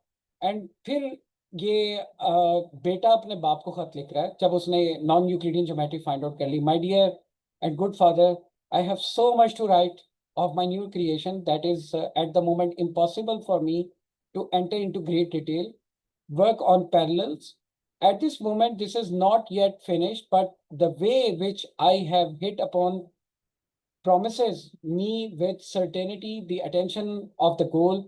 If it is generalized, is attainable, it is not yet attained. यानी कि he was writing in the middle of his work और उसने ये कहा था कि जो इतने सालों की आपकी एफर्ट है वो वाली चीज़ तो साइड पे जाती है, लेकिन मैंने एक नई विंडो ओपन कर दी है नॉन यूक्लिडियन ज्योमेट्री की। यूक्लिडियन ज्योमेट्री का अच्छा बाय द वे, ये इस सारी स्टोरी के साथ मैं एक चीज़ क्लियर करता हूँ। Fifth postulate of the Euclidean geometry is a problem in mathematics which is declared unsolvable, यानी कि ये सॉल्व नहीं हो सकती। एंड नॉन यूक्लिडियन ज्योमेट्री फिर इन्होंने बिल्टअप करना शुरू कर दी। अब नॉन यूक्लिडियन ज्योमेट्री ये टोटली उस ज्योमेट्री से डिफरेंट है जो ग्रीक्स ने डेवलप करते आए थे या उससे पहले हिंदू जो कर रहे थे सुलभास के थ्रू। और इस ज्योमेट्री का इम्पैक्ट क्या है वो ये है। और यहाँ पे मैं जो कोट मेंशन कर रहा हूँ ये सैलमन का है। सैलमन जो है ये एक आयरिश मैथमेटिशियन थे, and according to him one of the very greatest discoveries in mathematics since ever the world began is the non Euclidean geometry. और as a traditional geometer Salmon highlight that कि ये वही geometry है जिसकी मदद से Einstein ने अपनी जनरल थ्योरी ऑफ रिलेटिविटी यानी बेंडिंग ऑफ द सरफेसेस को डिस्क्राइब किया था। और वो पूरी की पूरी थ्योरी आई थिंक जो फिजिक्स का बैकग्राउंड रखते हैं सो दे अंडरस्टैंड कि ग्रेविटी कोई फोर्स नहीं है, it's all about a pull which is due to the bending of the curvature. और वो सारा का सारा जो जनरल रिलेटिविटी पढ़ाते हैं तो वो कर्वेचर की स्टडीज है। और बेसिकली जो स्पेसेस वो डिस्कस कर रहे होते हैं उसको आज की डेट में हम रिमानियन ज्योमेट्री कहते हैं। और बेसिकली ये नॉन यूक्लिडियन ज्योमेट्री है which was basically developed by introduced by these two person and later on by Riemann. And मुझे लगता है काफ़ी टाइम हो गया, मैं क्विकली छोटे छोटे से प्रॉब्लम की तरफ जा रहा हूँ। एंड यहाँ पे एक प्रॉब्लम ये है कि you have to move from here to here, लेकिन टास्क ये है कि आपने ये लाइन क्रॉस नहीं करनी, आप हॉरिजेंटली और वर्टिकली मूव कर सकते हैं। द क्वेश्चन इज कि in how many ways you can do that. So this is the first problem और वो लिखा भी हुआ है। और अगर मैं यहाँ पे 4/4 की ग्रिड है, क्वेश्चन जनरल आपको पता मैथ वाले n/n ग्रिड पे बात करते हैं। सेकंड प्रॉब्लम ये है, अगर मेरे पास n गॉन है तो मैं उसकी ट्रायंगुलेशंस कर सकता हूँ। एक तरीका ये है, इसी तरीके से दूसरा तरीका ये है, इसी तरीके से तीसरा तरीका ये है। द काउंट अगर मैं साइड का बढ़ाता जाऊं तो कितने नंबर ऑफ वे से मैं इसको ट्रायंगुलेट कर सकता हूँ। This is the second problem.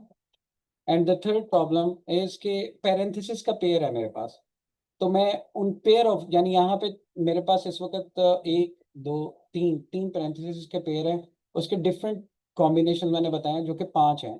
अब ये 3 प्रॉब्लम्स हैं, seemingly different problem, completely different problem, लेकिन there is a relation between this problem.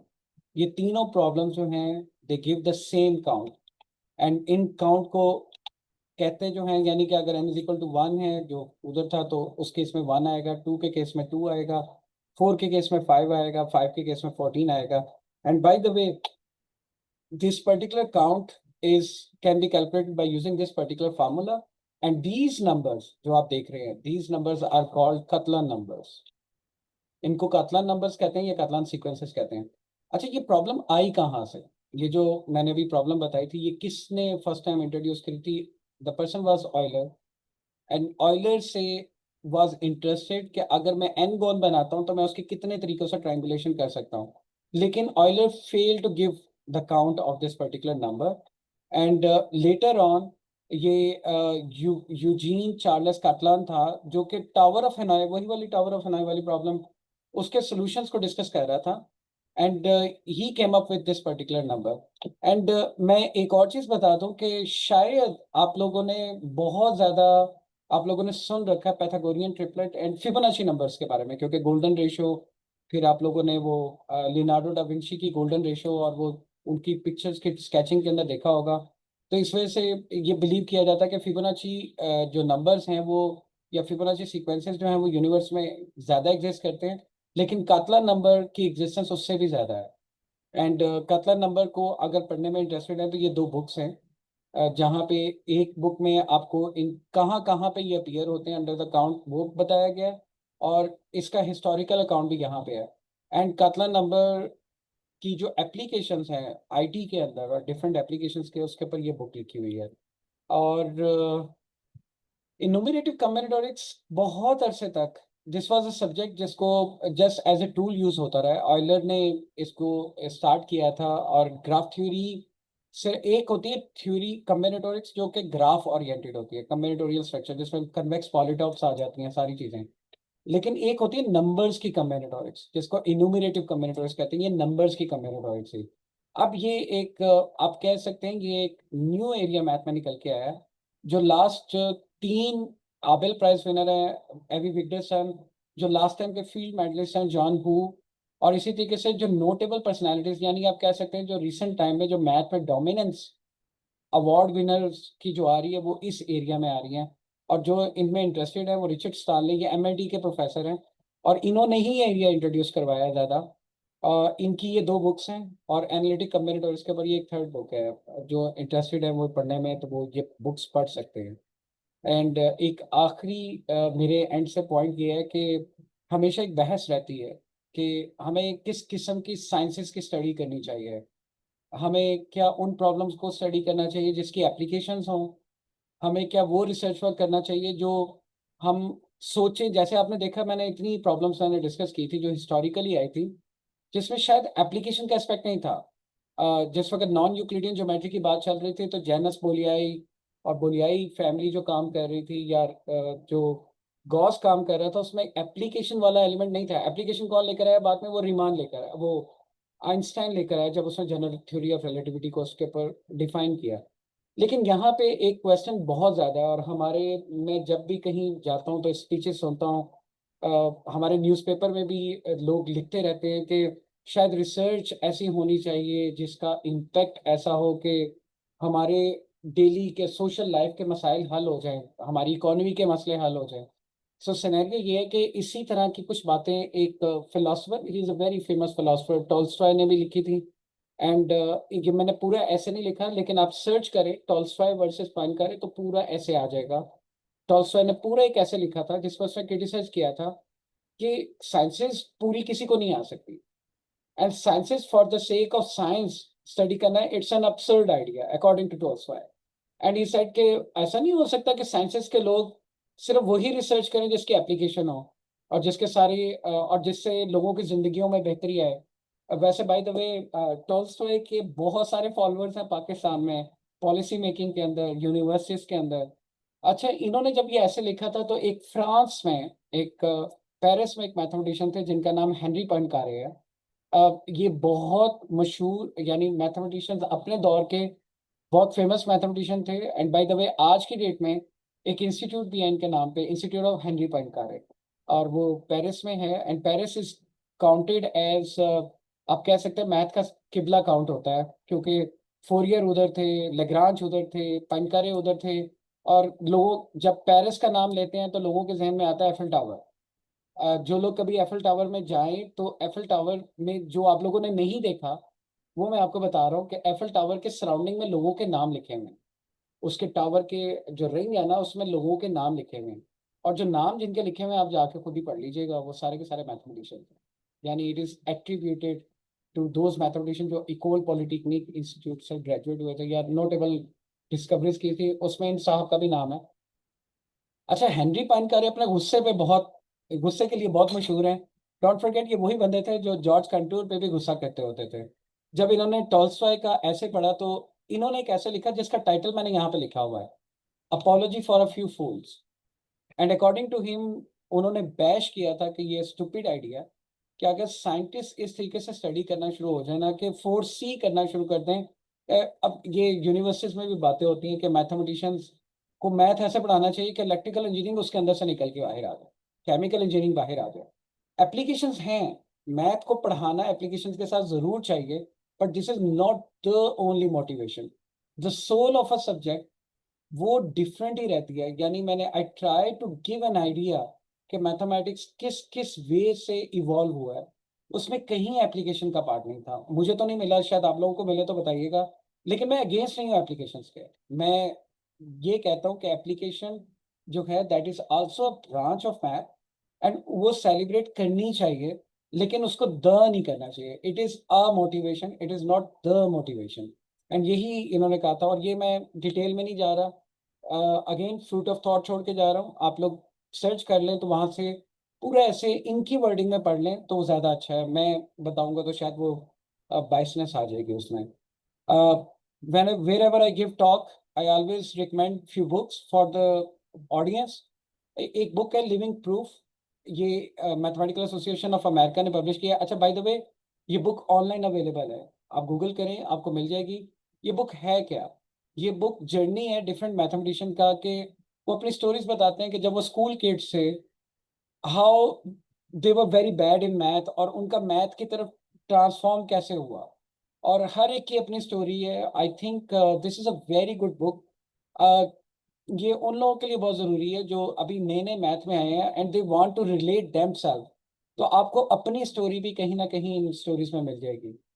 Secondly, एक बुक है फ्रांसिस सू की, which is a very very special book, mathematics for human flourishing, जिसमें Francis सू, अच्छा ये तमाम वो लोग के जो कहते हैं मैथमेटिक्स आपकी डेली लाइफ का हिस्सा है, आपके जज्बातियात का हिस्सा है। इस बुक का मेरे ख्याल से समझ आपको नेक्स्ट स्लाइड पे आएगी कि फ्रांसिस सू क्या केस बनाना चाह रहे हैं, और वो पूरी बुक उसी केस के ऊपर है।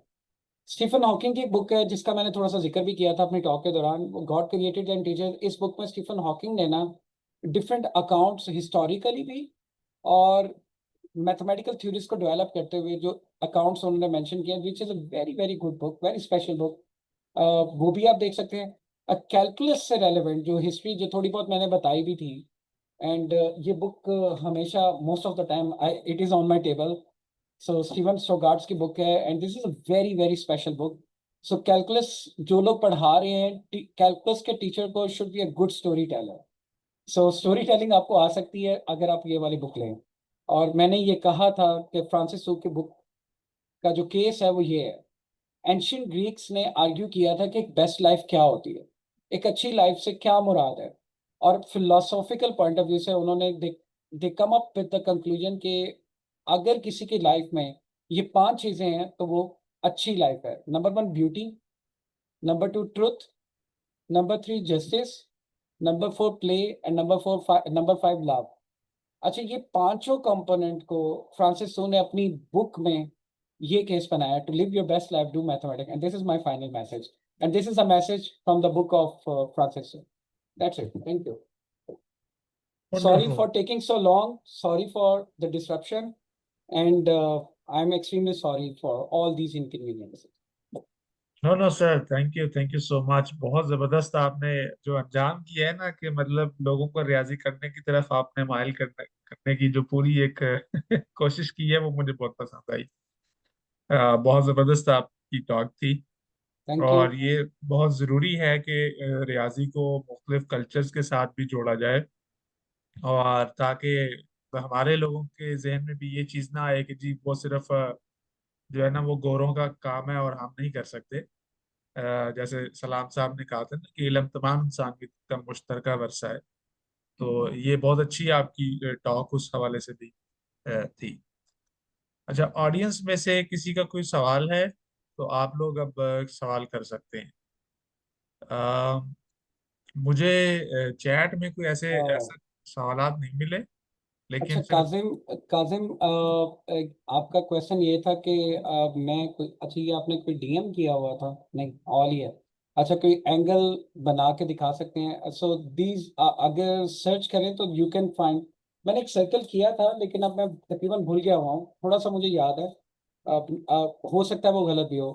पहले आप पेज को सेंटर से, ये मैंने सिंपल A4 साइज पेज पकड़ा है, इसको सेंटर से अगर आप इसको डिवाइड कर देते हैं एंड देन फिर इसकी फोल्डिंग है, यानी इसकी एक साइड को इसके ऊपर इस तरीके से फोल्ड करते हैं, फिर इस फोल्डिंग के ऊपर एक क्रीज बनाते हैं, उस क्रीज से फिर देन ये वाली साइड को इसके ऊपर करते हैं, देन इन दिस वे इस साइड पे एक 30 डिग्री का एंगल आ जाता है। सॉरी, कैमरा की वजह से वो विजिबल नहीं है यहाँ पे, क्योंकि जो इसमें जो ओरिगेमी में जो सारे की सारी चीजें चलती है वो क्रीज के ऊपर चलती हैं।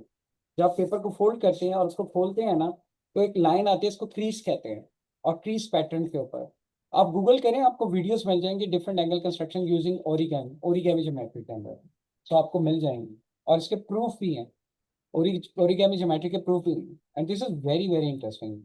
हाँ, क्योंकि हम लोग डेली रूटीन में यूज नहीं करते हैं, तो इस वजह से चीजें करवाते हैं फिर भूल जाते हैं। मुझे ओरिगामी ज्योमेट्री का पता चला था प्रिजन प्रिजन ब्रेक से, वो जो सीरीज है। Oh, okay. This is very very strong geometry. मैंने ये कहा है कि अब तक की सबसे स्ट्रॉन्गेस्ट ज्योमेट्री जो है वो ओरिगेमी ज्योमेट्री है, यानी ये सारे प्रूफ जो हैं वो ओरिगेमी ज्योमेट्री से हो सकते हैं। रमजान अली का बिल्कुल क्वेश्चन था। आप जॉर्ज बूल की बात कर रहे थे, तो वो पूछ रही है वही जॉर्ज बूल है जिनका बूलियन अलजबरा मशहूर है। बिल्कुल जी, ये जॉर्ज बुल वही हैं जिनका बुलियन अलजेब्रा मशहूर था। अच्छा, इनकी डेथ के बारे में मैंने बताया नहीं, और वैसे आप मुझे कहेंगे कि मैं लोगों की डेथ की कहानियां इकट्ठी करके लाया हूं। इनकी डेथ इनकी वाइफ की वजह से हुई थी। अब आप कहेंगे उनकी वाइफ की वजह से कैसे हुई थी? ये ठीक है। हुआ ये था, वैसे जॉर्ज बुल का पाकिस्तान से भी ताल्लुक है। जो इनके ससुर थे ना जॉर्ज बुल के, वो लॉर्ड एवरेस्ट थे, जिनके नाम पे माउंट एवरेस्ट है। वो इस रीजन में आए थे जब इन्होंने K2 की भी उन्होंने ही ऊंचाई निकाली थी, और माउंट एवरेस्ट जो है वो उन्हीं के नाम के है। वो माउंट एवरेस्ट जो है, जो एवरेस्ट जो है वो इनके ससुर है। एवरेस्ट की बेटी से शादी हुई थी इनकी, और इनकी बेटी जो थी ना वो कॉजेशन थ्योरी के ऊपर बिलीव करती थी। कॉजेशन थ्योरी ये होती है, ये आज भी देहातों में लोग इसको बिलीव अभी भी करते हैं। मैं आम अल्फाज में बताऊं तो ये है कि अगर किसी को सर्दी लग जाती है ना, तो वो कहते हैं कि इस क्योंकि इसको सॉरी किसी का गला खराब हो जाए तो कोई खट्टी चीज खाने से हुआ होगा, क्योंकि इसका कॉज, इस बीमारी का कॉज जो है वो खट्टी चीज खाना है। तो लोग कहते हैं वो एक खट्टी चीज दोबारा खाओगे गला ठीक हो जाएगा, इसको कॉजेशन थ्योरी कहते हैं। तो इनकी वाइफ जो है वो कॉजेशन थ्योरी पे बिलीव करती थी। जॉर्ज बुल एक दफा लेक्चर पढ़ाने जा रहे थे और रास्ते में बारिश हो गई इंग्लैंड में, तो he was very committed teacher. तो ये पूरे गीले हो गए, और क्योंकि इनकी क्लास का टाइम हो गया था, तो ये गीले कपड़ों के साथ इन्होंने जाके लेक्चर दिया। जब लेक्चर देके घर आए तो अल्टीमेटली होना क्या था, इनको सर्दी लग गई, नमूनिया हो गया। तो कॉज इनकी बीमारी की जो थी वो नमूनिया की क्या कॉज थी? वेटनेस। इनकी वाइफ ने क्या किया, इन्होंने कंबल लिया और उसको पानी में डिप कर दिया। पानी में अच्छी तरह डिप करने के बाद इनको ना गीले कंबल में लपेट दिया, assuming कि वेटनेस ब्रॉट हिम द सिकनेस, और वही वेटनेस इनको दोबारा क्योर करेगी। और बताया जाता है कि उससे उनका नमूनिया बिगड़ गया था, and he died next day, 2 दिन बाद उनकी डेथ हो गई थी। तो ये सारी दुनिया को लॉजिक सिखाते रहे लेकिन अपनी वाइफ को नहीं सिखा सके, और he died, poor poor guy died of causation theory की भेंट चढ़ गए। भाई बाकी ये हमारे एक कोई दोस्त इंडिया से हैं शायद। कभी एक मैसेज था, नमस्ते sir, I am from India, high school student, really beautiful lecture, you really explain very nice, gave me new point of view to study math. इसके अलावा अगर किसी का कोई सवाल है या कमेंट से, तो आप कर सकते हैं ऑडियंस में।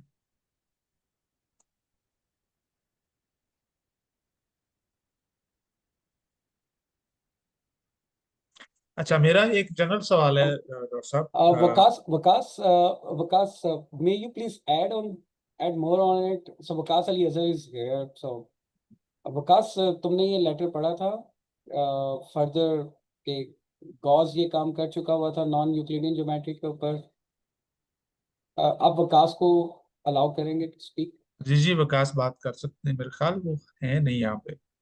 अच्छे चले गए हैं, ओके। जी। Okay, is my colleague at last. Okay okay, वो बता रहे हैं हमें कि भाई बोलियाई साहब जो है वो रियाजी छोड़ गए थे जब कास ने कहा कि हाँ, आई थिंक वो फुरकास बोले आए थे, उन्होंने बिल्कुल छोड़ दी थी, लेकिन उनके बेटे जो थे उन्होंने बाद में लेटर ऑन डेवलप किया था काफी ज्यादा नॉन यूक्लिडियन ज्योमेट्री को।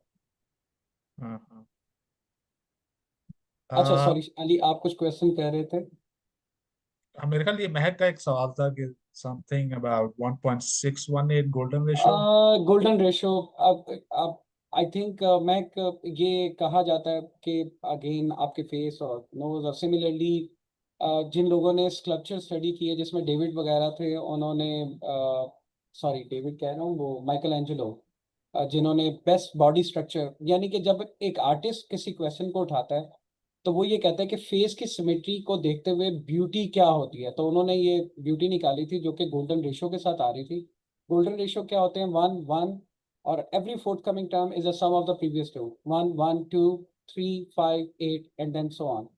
एंड उनमें अगर मैं दो कंसेक्टिव यानी नंबर्स की रेशियो लेता जाऊं तो ये 1.618 आती है। अच्छा वैसे हम लोगों ने एक मैथ सर्कल किया हुआ है इसके ऊपर, एक वो चीज बताने लगा हूं इससे रेलेवेंट जो बहुत सारे लोगों को नहीं पता होगी जो यहाँ पे अटेंड कर रहे हैं। कभी आप लोगों ने गौर किया है कि 1 mile is equal to 1.6 kilometre क्यों होता है? यानी माइल का किलोमीटर से ये जो रिलेशन है ये कहाँ से आया, क्यों आया? कहा यह जाता है ये भी मोटिवेशन इधर से ही है। यानी आपके पास ये फिबोनाची फिबोनाची सीक्वेंसेस की गोल्डन रेशो के साथ है। एंड गोल्डन रेशो ये बहुत सारे लोग बिलीव करते हैं, ये नेचर में आपको हर जगह मिलती है। एंड हर ह्यूमन बॉडी जो है, जो कि आई थिंक जो ह्यूमन बॉडी के ऊपर जो आई थिंक माइकल एंजेलो का जो रिटन वर्क है उसमें उन्होंने अच्छे तरीके खासे तरीके से आर्ग्यू किया हुआ था इस चीज़ के ऊपर कि हमारी रेशो बेली बटन के साथ एंड देन फुल बॉडी की जब आप करते हैं तो it's always approaches to 1.618 most of the time. लोग ट्राई कर सकते हैं, this is a good case. और पिक्चर्स के साथ भी लोग अपने फेस के ऊपर भी वो गोल्डन रेशो देख रहे होते हैं। So the man who knew infinity में भी I think there are certain scene जिसमें is talking about the golden ratio. बाकी लोग फूलों को बर्बाद करते रहते हैं।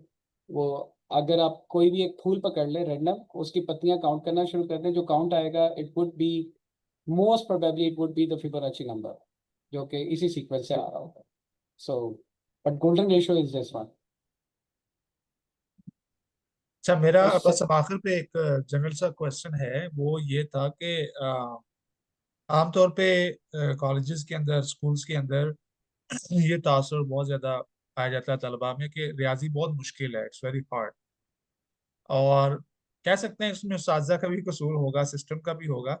लेकिन अगर हम रियाजी को फन के तौर पे इंट्रोड्यूस करवाना चाहते हैं, उसको एक आसान मजमून के तौर पे इंट्रोड्यूस करवाना चाहते हैं, तो उसके लिए क्या आपकी राय है? This is a very important question, इस this is very close to our heart जो हम लोग मैथ सर्कल्स कर रहे होते हैं। इस टॉक में थोड़ी सी झलक वो नज़र आई ज़रूर है जो मैथ सर्कल्स में हम कर रहे होते हैं। हम कोई भी टॉपिक, आप मैथ में जो भी टॉपिक आज आप पढ़ रहे हैं उस टॉपिक का एक बैकग्राउंड है। कैलकुलस हर कोई पढ़ाता है, लेकिन अगर आप कैलकुलस का वैसे कुछ सीरीज है आप देख लें तो बहुत अच्छा है। 1982 में आई थिंक एक सीरीज बनी थी द मैकेनिकल यूनिवर्स के नाम से। और ख्याल तक द की। क्या किस कैलटेक की। और this is one of the best. आप अगर आप साइंसेस नंबर वन पढ़ रहे हैं तो इट इज गुड कि आप लोग टेक्स्ट बुक से हट के कोई आप बुक पढ़ें ऑथर्स की। जब आप बुक पढ़ेंगे तो फिर आपकी सेंस डेवलप होगी। अच्छा ये टीचर्स को मैं ये ज़रूर कह रहा हूँ, प्लीज़ जब आप पढ़ाने जाएं तो टॉपिक का बैकग्राउंड, अब तो टाइम नहीं लगता, आप चैट जीपीटी से पूछ लें, चैट जीपीटी आपको लोगों के नाम भी बता देगा, उसकी कहानियां भी बता देगा। तो आप बच्चों को जब आप स्टोरी टेलिंग के थ्रू बताएंगे तो वो अपने आप को रिलेट कर सकेंगे उसके साथ।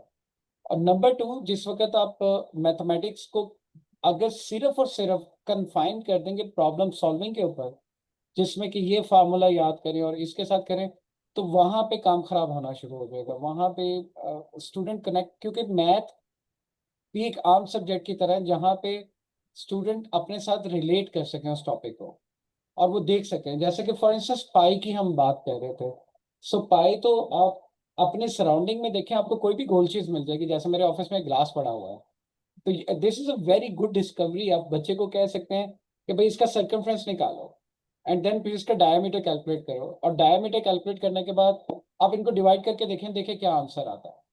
जब वो डिस्कवर, ये हम लोगों ने यहाँ पे मैथ सर्कल में करके देखा था, हमने डिफरेंट साइजेस के सर्कल रखे थे पेजेस में गोल काट के, और जब हमने बच्चों को कहा कि ये करके देखें तो बच्चे ओ लेवल के थे and they were doing it, और उन्होंने अभी फार्मूला नहीं देखा था, वो इंस्ट्रक्शन फॉलो कर रहे थे, तो आंसर 3.14 आ रहा था, तो they could not relate it कि जो वो पढ़ के आए हुए थे। और होता यही है कि डिस्कवरी का एलिमेंट जब आप लर्निंग के साथ मिलाते हैं तो उस वक्त फिर आई थिंक स्टूडेंट ज़्यादा रिलेट करना शुरू करते हैं। नंबर टू, स्टोरीज जो हैं, स्टोरीज बहुत इंपॉर्टेंट है। यानी कैलकुलस के जितने आप फार्मूले पढ़ा रहे हैं ये सारे जिंदा जागते हुए फार्मूले हैं। यानी अगर कोई फिजिक्स पढ़ा रहा है और डायनामिक्स पढ़ा रहे हैं, तो उसमें न्यूटन को आप साइड पे करके आप सिर्फ गैलीलियो को ही लेकर आ जाए ना, और गैलीलियो के एक्सपेरिमेंट्स आप क्लास में बताना शुरू कर दें कि उसने ये किया था। उस वक्त टाइम पीस नहीं था, वो अपनी नब्ज से कैलकुलेट करता था, वो वाटर टैप के थ्रू कैलकुलेट करता था। अब उसकी सारी बातें कि किस तरीके से उसने जी की वैल्यू निकाली थी, ग्रेविटेशन एक्सेलरेशन की। तो आई थिंक, और जो सबसे फेमस जो गैलीलियो की प्रेडिक्शन थी कि अगर मैं एक हैमर को और एक फीदर को ड्रॉप करूं तो इन द वैक्यूम तो they will hit the ground at the same time. No doubt ये जॉ ओपनिंग है। ये स्टूडेंट अगर सुनेंगे तो वो अपने आप को रिलेट कर सकेंगे, कनेक्ट कर सकेंगे, और फिर there are so many things and same in the math. और मैथ तो इस मामले में वी आर रिच मैथ की थ्योरीज, क्योंकि पूरी कंप्यूटर साइंस हमारी है। फिजिक्स की जितनी गैलीलियो की, जितना फिजिक्स वाले कह सकते हैं गैलीलियो उनका है या न्यूटन उनका है, उससे ज़्यादा वो दे आर एट मैथ। सो वो सारी की सारी बातें इधर आ जाती हैं। एंड आई बिलीव कि इट्स ऑल अबाउट कि आप उसको डिस्कशन में, जो चीज़ आप डिस्कस करेंगे, ये आज की टॉक में आई ट्राई टू प्रेजेंट, लेकिन मैंने प्रेजेंट नहीं किया था। I just through the things, और वो डिस्कशन पॉइंट ऑफ व्यू से थी कि आप फर्दर एक्सप्लोर कर लें। तो आई थिंक क्लासेस में भी जो पढ़ाने का तरीका है थोड़ा सा डिस्कशन ओरिएंटेड होना चाहिए, जिसमें आप एक पॉइंट क्वेश्चन लेकर आए और उसको इवॉल्व करवाएं, और उससे स्टूडेंट के अगर वो अंडरस्टैंड कर भी चुके हैं तो फिर भी उनसे निकलवाएं। एंड देन कंप्यूटिंग वाले जो एलिमेंट है मैथ के अंदर वो लिंक्ड है, कंप्यूटिंग के बगैर मैथ नहीं आता। तो उसमें भी डिस्कशन का एलिमेंट किसी तरीके से शामिल करें। उसमें ऐसी प्रॉब्लम ज़रूर एग्जिस्ट करती हैं जिसको आप क्लास में ले जाके खुद करने की बजाय स्टूडेंट से करवाएं। एक गलत करेगा, दूसरा गलत करेगा, डिस्कशन बनेगी, जितनी डिस्कशन बनेगी अपनी क्लासेस को पैथागोरस की एकेडमी बना दें। Very simple, this is the idea. एक सवाल आसिफ का है, वो कैलकुलस को सीखने के लिए कुछ बेस्ट बुक्स बता दें। कैलकुलस के लिए यार एक बुक है, अगर आप कैलकुलस पढ़ चुके हैं और आप दोबारा से उसको रिवाइज करना चाह रहे हैं क्विकली, तो एक बुक का नाम है, उसका नाम है क्विक कैलकुलस है। ये बहुत अच्छी बुक है, it is written by a physicist. और हम लोग लम्स में बूट कैंप करवाते हैं, तो उसमें हम क्विक कैलकुलस का करते हैं। क्विक कैलकुलस के अंदर ना बड़े प्रिसाइज वे से पूरे कैलकुलस के कॉन्सेप्ट को रिवाइज करवाया हुआ है। It's a very good book, और ये फ्रीली अवेलेबल है, आप नेट से ढूंढ लेंगे तो आपको मिल जाएगी। सो जो अपने कैलकुलस के कॉन्सेप्ट रिवाइज करना चाह रहे हैं उसके लिए क्विक कैलकुलस है। और उसके अलावा आई थिंक अगर आप उसकी स्टोरीज के साथ करना चाह रहे हैं तो ये स्टीवन स्ट्रोगार्ड्स की जो बुक है, आई थिंक बुक रीडिंग की आदत उसमें अगर ऐड कर लें तो वो ज़्यादा अच्छा होगा। उसमें स्टोरीज आ जाती हैं, यानी आपका रिलेशन ज़्यादा बन जाएगा टॉपिक के साथ। तो स्टीवन स्ट्रोगार्ड्स की द जॉय ऑफ एक्स है पहली बुक, एंड उसके बाद ये इन्फिनिट पावर्स है, ये दूसरी बुक है उसकी। ये दोनों बुक्स जो हैं, this is all about the development of calculus different phases में। आर्किमिडीज से शुरू होता है वो, और सिस्टमैटिकली फिर न्यूटन और लेबनिज। ये क्विक सॉरी क्विक हाँ कैलकुलस वाले फाइनमैन, डेविड क्लम। हाँ सॉरी मैं फाइनमैन का नाम लेना भूल गया। या फाइनमैन ने भी, फाइनमैन के मेथड है इंटीग्रेशन के, एंड वो बड़े ही ज़बरदस्त हैं वो। अ, कई दफ़ा हम अपनी क्लासेस में डिस्कस ज़रूर करते हैं फाइनमैन के भी कैलकुलस। आई थिंक कैलकुलस कैसे पढ़ानी चाहिए, I am no one in front of Feynman. So Feynman was the champion. और इसको कैलकुलस और फाइनमैन का एक और भी है, अगेन आप कहेंगे मुझे इनकी जाती जिंदगियों में काफ़ी मैं घुसा हूँ। फाइनमैन की वाइफ ने इनके खिलाफ डिवोर्स अपील की थी, और डिवोर्स की जो अपील थी फाइनमैन की वाइफ ने जो कोर्ट में पेश की थी उसमें ये था, he is doing calculus while he is driving. जब ये सोते हैं, बेड पे होता है तब भी कैलकुलस कर रहा होता है, जब ये बंदा सो के उठता है तब भी कैलकुलस ही कर रहा होता है। and I'm fed up of his calculus and I don't want to live more with Richard Feynman. तो ये उनकी वाइफ ने जो उनके खिलाफ कोर्ट में जो प्ली रखी थी कि मैं इससे डिवोर्स चाहती हूँ, उसकी सबसे बड़ी रीजन कैलकुलस की वो कैलकुलस थी फाइनमैन और उनकी वाइफ के दरमियान. And by the way Feynman का नेक्स्ट लेवल था कैलकुलस को टीच करने से relevant, how to teach calculus के ऊपर. And he has written many notes and calculus कैसे पढ़ानी चाहिए, वीडियोस भी मिल जाएंगी आपको. And Feynman is a man to follow. I think he's a wonderful physicist with a serious passion to teach calculus. And Feynman के मुताबिक ये है कि अगर the four most important responsibility university teachers की, जो भी बच्चा यूनिवर्सिटी में आ रहा है, वो ये है कि उनको कैलकुलस फॉर्मली पढ़ाया जाए. Quick calculus is by David Kleppner. ये बिल्कुल यही है. ये डेविड क्लैपनर, जिस फील्ड में मैं फिजिसिस्ट है जी. रिसर्च कर रहा हूँ उसी के बड़े आदमी हैं।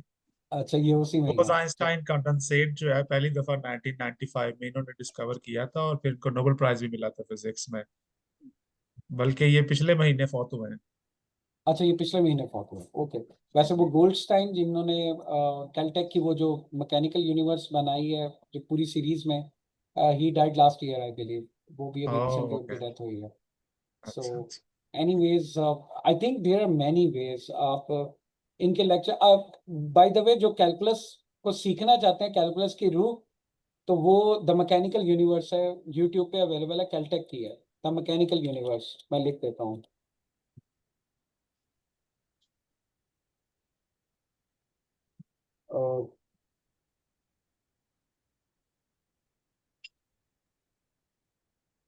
अच्छा, ये कोई अली मुश्तबा साहब हैं, इनका सवाल है, क्वांटम मैकेनिक्स को इजी करने के लिए कोई नया रियाजी हमें चाहिए।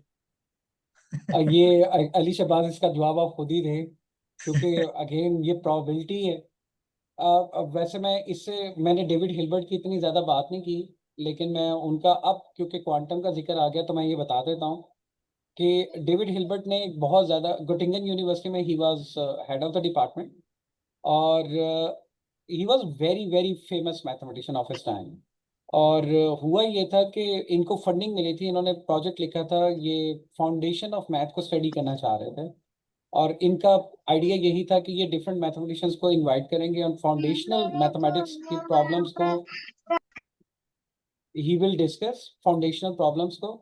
हुआ ये कि जिस वक्त इन्होंने वो काम शुरू किया, उसी टाइम पे ही वो आई थिंक कर्ट गोडल का इनकम्प्लीटनेस थ्योरम आ गया. और जिसके बाद ये पता लग गया कि मैथ के अंदर कुछ गैप्स हैं, जो कि कुछ रिजल्ट्स ऐसे हैं जिनको ना ही प्रूव किया जा सकता ना ही डिसप्रूव किया जा सकता है. सो इनका वो जो प्रोजेक्ट का जो सारा पर्पस है वो धरे का धरा रह गया. तो उसके बाद डेविड हिल्बर्ट ने किया क्या. डेविड हिल्बर्ट ने ना, he started invited physicist and उनको कहा कि आप अपनी प्रॉब्लम्स लेकर आए, जो प्रॉब्लम्स हैं मैं I will try to help it out कि मैथ कहाँ कहाँ पे हेल्प कर सकता है. And around the same time quantum theory जो थी वो people were trying to explain it. And quanta particle की डायनामिक्स जो थी, this was not understood completely, क्योंकि अंडरलाइन मैथ जो था वो मिसिंग था. क्योंकि ये तो पता लग गया था कि इलेक्ट्रॉन की एग्जिस्टेंस किसी, यानी वो जो I think Heisenberg uncertainty principle जो है कि you can't determine the position and momentum at the same time. So वो जब ये इस किस्म के इश्यूज आए थे and the problem came to David Hilbert. और आज मैं बता दूं कि जो लोग क्वांटम मैकेनिक्स पढ़ते हैं या पढ़ाई जाती है, तो उसमें ब्रा और कैट के दो फंक्शंस पढ़ाए जाते हैं. एंड वो जो इनर प्रोडक्ट स्पेसेस हैं जो यूज होती हैं, वो कंप्लीट इनर प्रोडक्ट स्पेसेस, जिसको हिल्बर्ट स्पेसेस कहा जाता है, वो हिल्बर्ट ने ही दी थी, डेविड हिल्बर्ट ने. एंड इसके ऊपर एक आर्टिकल है रिटन बाय आर्ने शेर महार. मैं आई बिलीव मैं उनका स्पेलिंग में प्रॉपर बोल रहा हूँ. आर्ने शेर महार ने एक आर्टिकल लिखा है और उसके अंदर ये है, planting in the neighbours garden. उसका टाइटल ये है, इन द नेबर्स गार्डन. ये इसमें उन्होंने पूरी वो स्टोरी बताई है कि किस तरीके से quantum mechanics was developed with the help of the support of David Hilbert. और एक और चीज जो काफी कम लोगों को पता है, फिजिक्स वाले तो काफी लोगों को ही पता होगी, कि आइंस्टाइन ने पहले स्पेशल थ्योरी ऑफ रिलेटिविटी दी थी. While proving the general theory of relativity, he was he was unable to prove it, यानी वो अटेम्प्ट कर रहे थे लेकिन उनसे प्रूव नहीं हो पा रहा था। एंड इनको गोटिंगन में इनवाइट किया गया था, जो होस्ट थे वो डेविड हिल्बर्ट थे। एंड आपको ये बता दूं कि डेविड हिल्बर्ट का रोब और दबदबा कैसा था, उस पूरी रात आइंस्टाइन सो नहीं सका था। कि अगले दिन मैंने गोटिंगन जाके मैंने लेक्चर देना और डेविड हिल्बर्ट वहां पे बैठा होगा, और अगर उसको पता लग गया कि this is a problem which is still open, तो he will do it. And कल को जनरल थ्योरी ऑफ रिलेटिविटी जो है उसका क्रेडिट मुझे नहीं मिलेगा, वो सारा डेविड हिल्बर्ट को मिलेगा। और आपको हैरान कुन बात बता दूं, हुआ ऐसे ही था। इसने प्रेजेंट किया, इसने गोलमोल करने की कोशिश की, लेकिन डेविड हिल्बर्ट ने पकड़ लिया। अल्टीमेटली ही कन्फेस्ड कि I am still struggling to prove these identities. So उस वक्त डेविड हिल्बर्ट ने कहा था कि यू आर फिजिसिस्ट, जो मैथ की प्रॉब्लम है leave it to math for mathematician. आप फिजिक्स में अपना काम करें, मैथ की प्रॉब्लम मैथमेटिशियंस पे छोड़ते हैं। और कहा यह जाता है जनरल थ्योरी ऑफ रिलेटिविटी का बाद में वो जो ग्लिच था, जो पार्ट था, that was proven by David Hilbert, लेकिन he didn't take the credit. और उसने क्रेडिट जो था वो सारे का सारा आइंस्टाइन को ही था, लेकिन the work was publish basically it was David Hilbert. So quantum physics and वो क्वांटम फिजिक्स आज भी जहाँ भी पढ़ी जाती है, पढ़ाई जाती है, पूरी की पूरी language is Hilbert spaces by David Hilbert. And general theory of relativity वो तो उसका theoretical proof was given by David Hilbert. So अगर मेरे से कहा जाए मेरे फेवरेट मैथमेटिशियन कौन है, तो मैं तो डेविड हिल्बर्ट का नाम लेता हूँ। 20th सेंचुरी में, 21st सेंचुरी में द मोस्ट फेमस। बिल्कुल, ये मिल बल्कि गया आर्टिकल, मिल गया आपको शहबाज, ये वाला planting in the neighbours garden. और हाँ वैसे मैं अगर आपको इस तरह की चीजें अगर ढूंढनी हो तो मेरे होम पेज पे भी गिवन है, गूगल साइट है आप मेरी। उसका, हाँ आप उसका लिंक दे दें चैट में, आपने तो होम आपको पेज। इस तरह के सारी चीजें उधर मिल जाएंगी। डेविड हिल्बर्ट के हवाले से, बल्कि उनकी स्टूडेंट थी ना नॉइदर, सारी पार्टिकल फिजिक्स भी उसी पे खड़ी है, तो सिमेट्रीज और वो सारा कुछ। So Hilbert is a very important person. Hilbert is, और डेफिनेटली मैथ की तो डायरेक्शन ही, इन्होंने 23 प्रॉब्लम्स दी थी, आईसीएम के अंदर टॉप थी। और उसमें इन्होंने 23 प्रॉब्लम्स दी थी विच सेट मैथमेटिशियंस को अगले सालों में क्या करना है, और अभी भी इनकी कई प्रॉब्लम्स में वो ओपन है। सो बस मुझे अभी असल में जाना है, तो आई थिंक बहुत टाइम हो गया। हाँ आई जी, बिलीव लोगों इट के वाज बहुत सवाल वंडरफुल। हैं और भी मैं माजरत करता हूँ सबके। अब जाहिर है कि दिलचस्प मौजू है और आपने इतनी आसानी से किया है कि सवाल खुद ही उभरते हैं। तो लेकिन हमें यहाँ पे जाना पड़ेगा। आपका बहुत शुक्रिया सर। और thank you Shahbaz, thank you. कभी किसी खास मौजू पे या किसी खास साइंसदान के ऊपर भी आपका सेशन रखेंगे, ताकि इस पे हम जरा मजीद खुल के बात कर सकें। Thank you everyone, thank you for your patience. बाकी लोगों का भी काफी लंबा हो गया आज का सेशन। थैंक यू लेकिन फॉर योर मजे का। Patience. Thank you Ali Shahbaz, thank you. ठीक है।